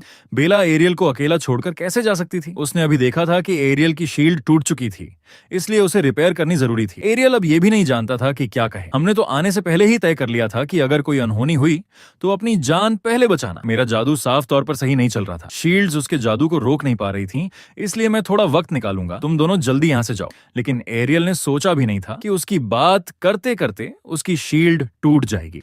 एरियल की आंखों में घबराहट थी। बस 2 ही पल लगे इसे तोड़ने में। उसका ये जादू सच में बहुत अजीब है। हालांकि एरियल की शील्ड टूटने पर बेला के चेहरे पर कोई भाव नहीं आया। उसने कहा, प्रोफेसर का बचाव वाला जादू टूटने से क्या फर्क पड़ता है? अगले ही पल मेरा जादू तेजी से आगे बढ़ा और बेला के बचाव वाले जादू से भिड़ने लगा। बेला की नजरों में वालियान का जादू इतना भी ताकतवर नहीं था। बस उसे थोड़े अलग तरीके के बचाव वाले जादू की जरूरत थी। ये देखकर वालियान के दिल में बड़ा झटका लगा। ये कैसे हो सकता है? पेटू लपटों के खिलाफ ये जादू का सिद्धांत केवल हम 2 ही जानते हैं। तुम्हें कैसे पता? बेला ने हल्की हंसी उड़ाई। हाल ही में किसी ने मुझे एक नया सिद्धांत सिखाया है। उस न्यू सिद्धांत से मेरी नजरों में हर जादू बहुत आसान लगता है। ये सुनकर वालियान के मुंह से बस सांस निकल रही थी। तुम कह रही हो कि तुमने सिर्फ एक न्यू सिद्धांत से मेरा काला जादू तोड़ दिया? वालियान को तो इस पर यकीन ही नहीं हुआ। उसने बेला से कहा कि जल्दी बताओ, वो गद्दार कौन है? बस बता दो तो तुम्हें आराम से मरने दूंगा। बेला ने हल्की हंसी उड़ाई। तुम जानना चाहते हो कि मुझे किसने सिखाया? हाँ, ये एक सीक्रेट है। मैं तुम्हें कभी नहीं बता सकती। सच में सोचा नहीं था कि बेला का ऐसा मासूम पक्ष भी था। वालियान ने एक लाल पत्थर निकाला और उसे चट कर दिया। चूंकि तुम लोग इतनी मौत के दीवाने हो तो बस मेरी आग में झलकर मरो। मैंने हल्की मुस्कुराहट के साथ कहा, अब क्या होगा, मेरी बारी आ गई है। बस अब वालियान ने एक लाल पत्थर निकालकर जोर से तोड़ दिया। तुम तीनों यूं ही मेरी आग में जलने को तैयार हो जाओ। अगले ही पल उस लाल पत्थर से कई कंकाल बाहर निकले। ये कंकाल रस्सी की तरह एक साथ गूंथ गए, फिर एक डरावने मुंह का रूप लेकर मेरी तरफ बढ़ने लगे। मैंने बेला को संभल कर कहा। उसने कहा वो अभी संभल सकती है। हालांकि बेला को भी थोड़ी घबराहट हो रही थी, क्योंकि उसकी जादू एनर्जी लगभग खत्म होने को थी। वालियान ने पहले ही ये भांप लिया था, तुम्हारी जमा पूंजी से बस एक पल ही चल पाएगा। बेला इतनी उत्तेजित भी थी। उसने कहा, प्रोफेसर तुम उस पर अटैक करो, मैं पूरी ताकत से बचाव करूंगी। बेला की बात सुनकर एरियल की आंखों में नीली रोशनी कौंधी। उसकी पवित्र आंख वालियान के जादू में कमियां ढूंढ रही थी। बस एक कमजोर बिंदु मिलते ही वो जादू को बचाव घेरे के बाहर फेंक सकता था। फिर एरियल ने हल्का हाथ उठाया। बिजली के तारों ने बचाव घेरे के बाहर झांक लिया। वो कमजोर बिंदु मिलते ही एरियल ने कोई रहम नहीं दिखाया। उसका पूरा शरीर बिजली से दहकने लगा। एरियल के जोरदार चिल्लाने के साथ ही उसके शरीर की सारी बिजली उसके काले जादू पर टूट पड़ी। ये बिजली का अटैक बहुत तेज और जोरदार था, लेकिन अफसोस उसे इस जादू को तोड़ने का तरीका नहीं मिला था। बिजली के जादू के छूते ही काला जादू उसे निगलने लगा और आखिर में पूरी तरह खा गया। वालियान ने ठंडी सांस ली। तुम काउंटर अटैक करने का सपना देख रहे हो। बिल्कुल इम्पॉसिबल है।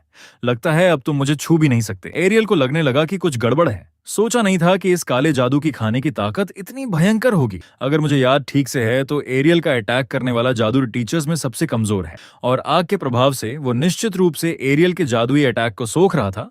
उसका पूरा शरीर हल्का सा कांप रहा था और वहां खड़े रहने पर ही उसकी पूरी ताकत लग रही थी। एरियल के पास कोई चारा नहीं बचा था। यही कारण था कि मैंने पहले ही कहा था कि जल्दी निकल जाओ, लेकिन तुम लोग माने ही नहीं। तुम लोगों ने वालियान को बहुत कम आंका था। अब हर कोई मुसीबत में था और मैं इसी वक्त बीच में आ गया। मैंने हल्की मुस्कुराहट के साथ कहा, ये सब मुझ पर छोड़ दो, तुम दोनों आराम करो, अब बारी है बदले के खिलाड़ी की। एरियल और बेला को यकीन नहीं हुआ। हम दोनों जो नहीं कर पाए, क्या तुम उसे हरा सकते हो? बेला जानना चाहती थी कि मैं अब क्या कर सकता हूँ, क्या करने वाला हूँ। तुम्हारी तलवार उस तक पहुंच भी नहीं सकती। मैंने जवाब दिया, कोई बात नहीं, बस अब मुझे करते देखो। एरियल कुछ समझ गया। तुम्हें यकीन है कि तुम ये करोगे? इस ताकत को दोबारा यूज करने से तुम्हारी जान जा सकती है, भले ही बच जाओ। तुम्हारा ठीक होने वाला हाथ कभी ठीक नहीं हो सकता।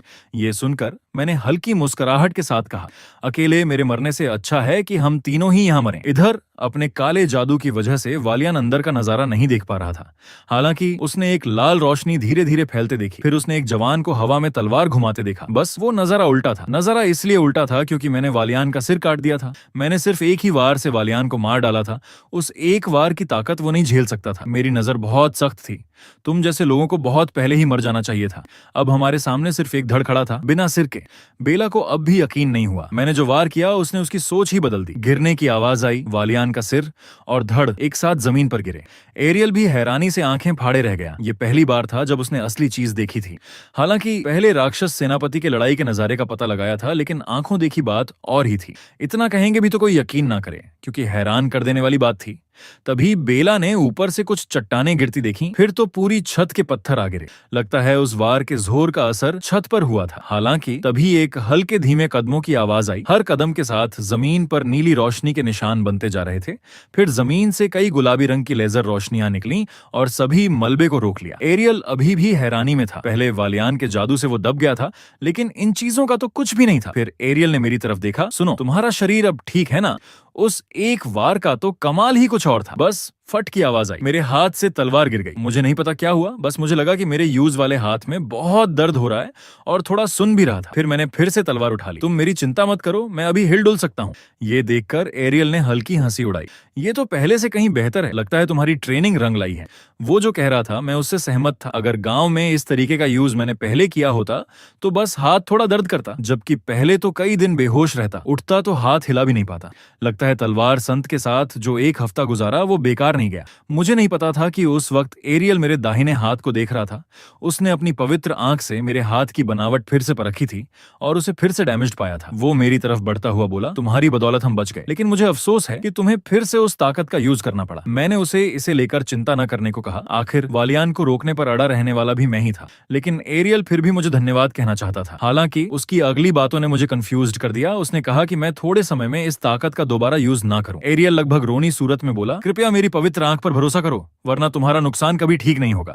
एरियल ने मुझसे कहा कि थोड़े समय में इस ताकत का दोबारा यूज मत करना, वरना नुकसान कभी पूरा नहीं होगा। ये सुनकर मैं पहले तो सन्न रह गया, फिर सिर हिला दिया कि मैं समझ गया। तभी पीछे से बेला ने मुझसे पूछा। वो जानना चाहती थी कि क्या वो जादू था। अगर जादू था तो उसने कोई भी जादू क्यों महसूस नहीं किया। असल में इतनी बड़ी ताकत को जादू मानना शायद पॉसिबल नहीं था। आखिर तुमने किस ताकत का यूज किया? हालांकि एरियल ने उसकी बात काट दी। मुझे माफ करना, लेकिन मैं चाहूंगा कि तुम इस मामले में और गहराई में ना जाओ और किसी से भी यहाँ देखी हर चीज का जिक्र मत करना। बेला एक उत्सुक बच्चे की तरह सवालों के जवाब पूछती जा रही थी। एरियल ने बेबसी के साथ अपने हाथ में लगातार जादू जमा किया और बेला से बड़े सख्त लहजे में कहा, अगर तुम मेरी कही बात मानने को राजी नहीं हो तो मैं तुम्हारी यादें मिटाने पर मजबूर हो जाऊंगा।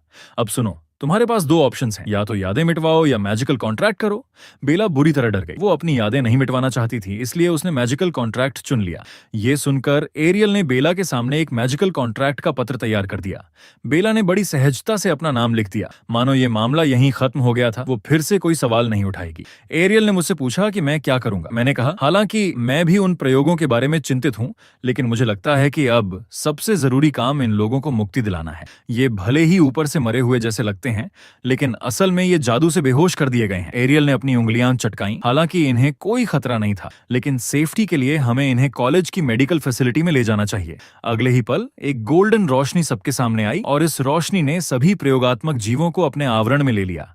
इससे कम से कम बाहरी नुकसान से टेम्परेरी तौर पर बचाव हो सकता था। प्रयोगात्मक जीवों का मामला सुलझ गया। एरियल ने यहाँ और गहराई से जांच करने का सुझाव दिया। जब उसने इस जगह को फिर से देखा तो ये यकीन करना मुश्किल था। उसने जहां तक नजर डाली इलीगल प्रयोग हो रहे थे। लगभग सभी प्रयोगों में मैजिकल कैटलिस्ट बनाने या इंसानों की मैजिकल क्षमता बढ़ाने के लिए इंसानी बलि देना शामिल था। हर प्रयोग बेहद क्रूर था। एरियल ने चुड़ैलों से संबंधित कोई प्रयोग नहीं देखा। क्या ये किसी और जगह किए जा रहे थे? मुझे भी ये बहुत अजीब लगा। मेरे पुराने जमाने में इसी जगह पर कोई बड़ी घटना घटी थी जिसमें हजारों लोग मारे गए थे। बस एक मैजिकल कैटलिस्ट बनाना ऐसी एक्सीडेंट को कैसे अंजाम दे सकता है? अचानक मेरी आंखें फटी रह गईं। मैंने कुछ याद किया। मेरे पुराने जमाने में उन लोगों को जमीन से निकली हुई बाधाओं ने मार दिया था। ये कहकर मैंने जल्दी से आगे जा रहे एरियल और बेला को रोक लिया। बेला कुछ तंग आ गई। क्या तुम कुछ सोचे हो? तुम्हारे चेहरे पर बहुत उदासी है। मेरा इस तरह उदास होना भी लाजमी था क्योंकि मुझे लग रहा था कि नीचे कुछ हो सकता है। अगर वो चुड़ैल है तो मेरी हैरानी की हद ही न रहे। मैंने अपनी बात एरियल को बताई। मेरा अंदाजा था कि शायद जमीन के नीचे कोई रास्ता छिपा है। एरियल ने जमीन की तरफ देखा। उसे ऐसा कुछ पॉसिबल नहीं लगा। कौन सा प्रयोग जमीन के नीचे जाकर करता है? उसकी पवित्र आंख ने जमीन की हर दरार को तो देखा, लेकिन अफसोस उसकी पवित्र आंख जमीन के नीचे छिपे रास्ते को नहीं देख पाई, जिसका मतलब मेरा अंदाजा गलत हो सकता था। एरियल मुझे नतीजा बताने ही वाला था कि उसकी नजर अचानक जम गई और बोला, तुम लोग वहीं खड़े रहो, और खुद तेजी से आगे बढ़ा। उसने जमीन को बहुत गौर से देखा और फिर से अपनी पवित्र आंख का यूज किया। हालांकि बहुत कम, लेकिन वो महसूस कर सकता था कि यहाँ कम दूरी के मैजिकल ट्रांसमिशन के निशान हैं। शायद ये एक ऐसा स्थान था जहाँ केवल ट्रांसमिशन जादू से ही पहुंचा जा सकता था। निशानों के आधार पर ट्रांसमिशन की दूरी लगभग 300 मीटर थी और भीतर कुछ तो था। एरियल की बात सुनकर मैंने पूछा कि क्या हम जमीन से 300 मीटर नीचे जा सकते हैं? एरियल ने कहा कि वो भी कम दूरी का ट्रांसमिशन डोर यूज कर सकता है। फिर अपनी उंगली चटकाते ही हमारे सामने एक जादू घेरा बन गया। अगर वहां कुछ नहीं है तो ट्रांसमिशन डोर का दूसरा सिरा तुम तक आ जाना चाहिए। फिर एरियल के बनाए जादू घेरे का दरवाजा धीरे धीरे खुला और अंदर का नजारा देखकर हम तीनों हैरानी में सन्न रह गए। हमारे सामने छोटे बड़े बहुत से घर थे। एरियल ये देख बहुत हैरान हुआ। शायद ही कोई सोच सकता था कि इस जगह की जमीन के नीचे इतनी बड़ी जगह होगी। इसी बीच बेला को भी कुछ गड़बड़ लगी, क्योंकि वो हर तरफ से आने वाली विशाल ईथर एनर्जी को महसूस कर सकती थी, खासकर बीच वाले हिस्से में जहाँ की एनर्जी सबसे ताकतवर थी। और उसने जो इशारा किया वो सबसे बीच वाले घर की तरफ था, जिसके चारों ओर कई स्तंभ थे। एरियल ने हैरान होते हुए कहा, यह सिर्फ एथर नहीं है, बल्कि एक अलग ताकत है। ये जादू से बिल्कुल अलग है जो वहां से रिस रही है, लेकिन ये एरियल ने अब तक देखी हर चीज से कहीं ज्यादा ताकतवर है। एरियल की बात सुनकर मैंने अंदाजा लगा लिया कि ये क्या था। मैंने पूछा, क्या ये अलग ताकत है? एरियल ने मेरी बात काटते हुए कहा, तुम्हारा अंदाजा सही है। उस छोटे से कमरे के अंदर जो ताकत बंद है वो चुड़ैलों की ही है। फिर हम लोग उस जगह के अंदर दाखिल हुए। हमारे सामने एक दरवाजा था। हम तीनों ने अंदाजा लगाया कि इस ताकत का सोर्स इसी दरवाजे के अंदर होना चाहिए। एरियल ने चारों तरफ बड़े ध्यान से तलाशी ली। हालांकि उस ताकत को महसूस कर सकता था। फिलहाल चुड़ैलों का कोई निशान नहीं था। फिर एरियल ने दरवाजा खोलने की कोशिश की। सचमुच कुछ नहीं हुआ। उसे लगा कि इस दरवाजे में कोई ताकत नहीं है।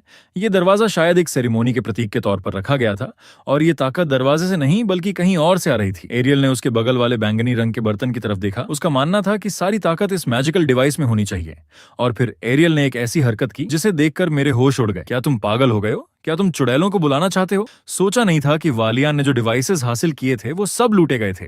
15 साल पहले 78 लोग इस डिवाइस को ले जा रहे थे, लेकिन सब मारे गए, और इन 78 लोगों में से 2 बेला के माता पिता थे। बस अब जमीन के नीचे ढहाने से पहले एरियल ने अपना गोल्डन जादू चालू किया। फिर ये गोल्डन रोशनी ने हम तीनों को अपने अंदर ले लिया। फिर ये रोशनी तेज होती गई और सू की आवाज के साथ हम तीनों उसी जगह से गायब हो गए, उन 8 मैजिकल डिवाइसेस समेत। 3 पल बाद कॉलेज के बाहर घास के मैदान में हम लोगों को एरियल ने इस खाली जगह पर पहुंचा दिया था, और कुछ बचे हुए लोग भी थे। मैंने उन बचे हुए लोगों पर नजर डाली। लगता है वो भी हमारी तरह सही सलामत निकल आए थे। बस काफी दुख और तकलीफ सहनी पड़ी थी। बेला ने राहत की सांस ली। उसे लगा कि वो यहीं मरेगी। एरियल के ट्रांसमिशन जादू ने बचा लिया। मैंने भी कहा कि ये सफर बहुत मुश्किलों भरा था। एरियल ने हल्की हंसी उड़ाई। तुम लोग इन सिचुएशंस के जितना ज्यादा एक्सपीरियंस करोगे उतना ही अभ्यस्त हो जाओगे। हमारे साथ जितना सामान था उससे कहीं ज्यादा मैंने अंदाजा लगाया था, इसलिए ट्रांसमिशन धीमा रहा। लेकिन ये सब करने लायक था, क्योंकि हमें ये 8 मैजिकल डिवाइसेस मिल गए। जैसे ही हम ये कॉलेज को दिखाएंगे वो हमें और इग्नोर नहीं कर पाएंगे। थोड़ी देर बाद हम कॉलेज लौट आए। हमारे सामने बैठे प्रोफेसर ने कहा, तुम लोग जो बचे हुए लोग लेकर आए हो उनका इलाज कॉलेज के मेडिकल सेंटर में हो रहा है, और ये सामने वाला शख्स था वर्ल्ड यूनियन कॉलेज का प्रिंसिपल योरोडोमा अलेक्जेंडर। तुम्हारी बदौलत ही वालियान के इल्लीगल प्रयोग रुके। फिर उसने मेज पर रखी मैजिक इंजन रिपोर्ट उठाई। इन चीजों में से हर एक की कीमत किसी भी देश के बजट से भी ज्यादा है। उसकी बातें सुनकर एरियल ने चिंतित होकर कहा, इसमें कुल 8 मैजिकल डिवाइसेस हैं। मुझे लगता है कि वालियान इतनी ताकतवर साथी अकेले जुटा नहीं सकता था। उसे ये आखिर मिले कैसे? क्या उसके पीछे कोई और है? अलेक्जेंडर ने आहिस्ता से अपने हाथ का पर्चा नीचे रखते हुए कहा, ये चीज कोई चोरी का माल है। ये ट्रांसपोर्ट के दौरान छीन ली गई थी। कुल 78 ट्रांसपोर्ट कर्मी मारे गए थे। ये सुनकर हम तीनों सन्न रह गए। सोचा नहीं था कि ये इतना बड़ा लूटपाट का मामला निकलेगा। एरियल की नजरें ठंडी पड़ गईं। तुम 15 साल पहले वाली उसी घटना की बात कर रहे हो? अलेक्जेंडर ने सिर हिलाया। हाँ, उस समय जो माल लूटा गया था उसमें ये इंजन्स भी शामिल थे और इस मामले का जड़ अपराधी था खून का प्यासा। तुमने ये नाम सुना होगा। मैंने भी ये नाम सुना था। ये दुनिया का सबसे बड़ा क्रिमिनल ऑर्गेनाइजेशन था। दुनिया के परजीवी चाहे जितनी बार नष्ट कर दिए जाए फिर से उठ खड़े होते थे। मैंने देखा कि बेला की आवाज में कुछ गड़बड़ थी तो मैंने उसकी तरफ देखा। फिर मैंने सामान्य स्वभाव वाली बेला के चेहरे पर गुस्से भरे हाव भाव देखे। वो बोली, उन्हीं लोगों ने मेरे माता पिता को मार डाला था। अलेक्जेंडर भी बहुत परेशान था। इसी वजह से भले ही हम उन्हें 100 बार नष्ट कर दें फिर भी वो फिर से उठ खड़े होते हैं। कोई नहीं जानता कि वो कहाँ छिपे हैं, ना ही कोई जानता है कि उनका सरदार कौन है। कहा जाता है कि दुनिया में 7 से ज्यादा अपराधों से मृत्यु उन्हीं के हाथों होती है। भले ही उनके लोग इस कॉलेज में घुसे हों, मुझे कोई हैरानी नहीं होगी। लेकिन बुरी खबर यह है कि हम उन्हें अलग नहीं कर सकते। भले ही कॉलेज को पता हो, वो कोई कदम नहीं उठाएगा। मैंने उससे पूछा, ये क्या मतलब हुआ? अगर कॉलेज में क्रिमिनल्स हैं तो क्या उन्हें पकड़ा नहीं जाएगा? तब एरियल ने बीच में टोकते हुए कहा, यही कॉलेज के चलाने का तरीका है। किसी भी योग्य इंसान को ताकतवर बनने का मौका मिलता है, चाहे उनका खून, रेस या जेंडर कुछ भी हो, और यही कॉलेज की स्टाइल है, भले ही वो क्रिमिनल्स ही क्यों ना हो। बेला को यह बहुत बेतुका लगा। अगर यहाँ क्रिमिनल्स हैं तो उन्हें सजा दी जानी चाहिए। अलेक्जेंडर बेला की बात से सहमत था, हालांकि ऊपर वाले लोग ऐसा नहीं सोचते थे। बेला थोड़ी कंफ्यूज्ड थी। क्या प्रिंसिपल बड़ा अधिकारी नहीं है? अलेक्जेंडर ने शर्मिंदगी के साथ कहा, मैं तो बस एक सबोर्डिनेट हूँ। बड़ा अधिकारी होना तो दूर की बात है। मैं शायद नाम मात्र का कॉलेज का चेहरा हूँ, लेकिन असल में मेरा अधिकार बिल्कुल हास्यास्पद है। तुम लोग जानना चाहते हो कि असली सत्ता किसके हाथ में है? मैं और बेला एक साथ सिर हिलाने लगे, क्योंकि हम असली पर्दे के पीछे के इंसान को जानने के लिए बहुत उत्सुक थे। हालांकि अलेक्जेंडर अभी हमें बताने पर राजी नहीं था। उसने कहा, तुम लोग बस ताकत हासिल करते जाओ, जितना ताकतवर होगे उतना ही ज्यादा जानोगे। जब तुम में उतनी ताकत आ जाएगी, तुम कॉलेज के मूल में गहरे उतर सकोगे। तब तक जो सच तुम जानना चाहते हो वो खुलकर सामने आ सकता है। अलेक्जेंडर किसी का नाम लेकर नहीं बता सकता था, लेकिन वो कुछ हिंट्स जरूर दे सकता था। तुम्हारे एक बड़े भाई की इतनी ताकत है कि वो कॉलेज की पूरी डायरेक्शन तय कर सकता है। यहाँ तक कि क्रिमिनल्स को अपनाने की पागलपन भरी पॉलिसी भी उसी ने तय की है। मुझे समझ में आ गया। तो अगर हम उससे भी ज्यादा ताकतवर हो जाएं, तो क्या हम कॉलेज को बदल सकते हैं? अलेक्जेंडर ने ज्यादा नहीं कहा, लगभग ऐसा ही है। इस कॉलेज में ताकत ही सब कुछ है। मैं और बेला ने मुट्ठी भींच ली। यही हमारी ताकत बनने की बुलंदी थी। अलेक्जेंडर ने यह सब अपनी आंखों देख लिया। उसके लिए ये अब भी एक पहेली थी। एरियल का वालियान के खिलाफ बढ़ना बिल्कुल इम्पॉसिबल था, जिसका मतलब था कि 2 लोगों में से कोई एक ही इस सब के पीछे का साजिश करता था। लगता है एरियल की पवित्र आंख अभी भी उतनी ही तेज थी, जिससे अलेक्जेंडर ये सोचने पर मजबूर हो गया कि वो आखिर कैसा राक्षस तैयार करेगा। अलेक्जेंडर के ऑफिस से निकलकर मैं गलियारे में अकेला चला जा रहा था। मैंने अपने हाथ के काले निशान को देखा। लगता है इस कॉलेज में सत्ता पाने के लिए ताकत ही चाहिए। हम चाहे चुड़ैलों का सामना करना चाहते हो या पर्दे के पीछे की सच्चाई से पर्दा उठाना चाहते हो, पहले हमें अपनी ताकत बढ़ाने पर ध्यान देना होगा। तभी एक आवाज ने मेरे सोचने का सिलसिला तोड़ा। मैंने ऊपर देखा तो किसी ने मेरे चेहरे पर लात मारी। धमाके की आवाज के साथ मैंने तुरंत उसका वार रोका और साथ ही मेरा शरीर लगातार पीछे की तरफ लुढ़कता जा रहा था। उसकी ताकत बहुत भयंकर थी। भले ही मैंने उसका वार रोक लिया था, फिर भी मेरा शरीर पीछे हटता जा रहा था। उसके पैर में बहुत ताकत थी। हालांकि मैं सोच रहा था कि उसने अचानक मुझे क्यों लात मारी। अगर उसने मुझे कोई अच्छा कारण नहीं दिया तो मैं यही समझूंगा कि वो मुझसे लड़ने आया है। तो फिर वक्त आने पर मुझसे बेरहमी की उम्मीद करना।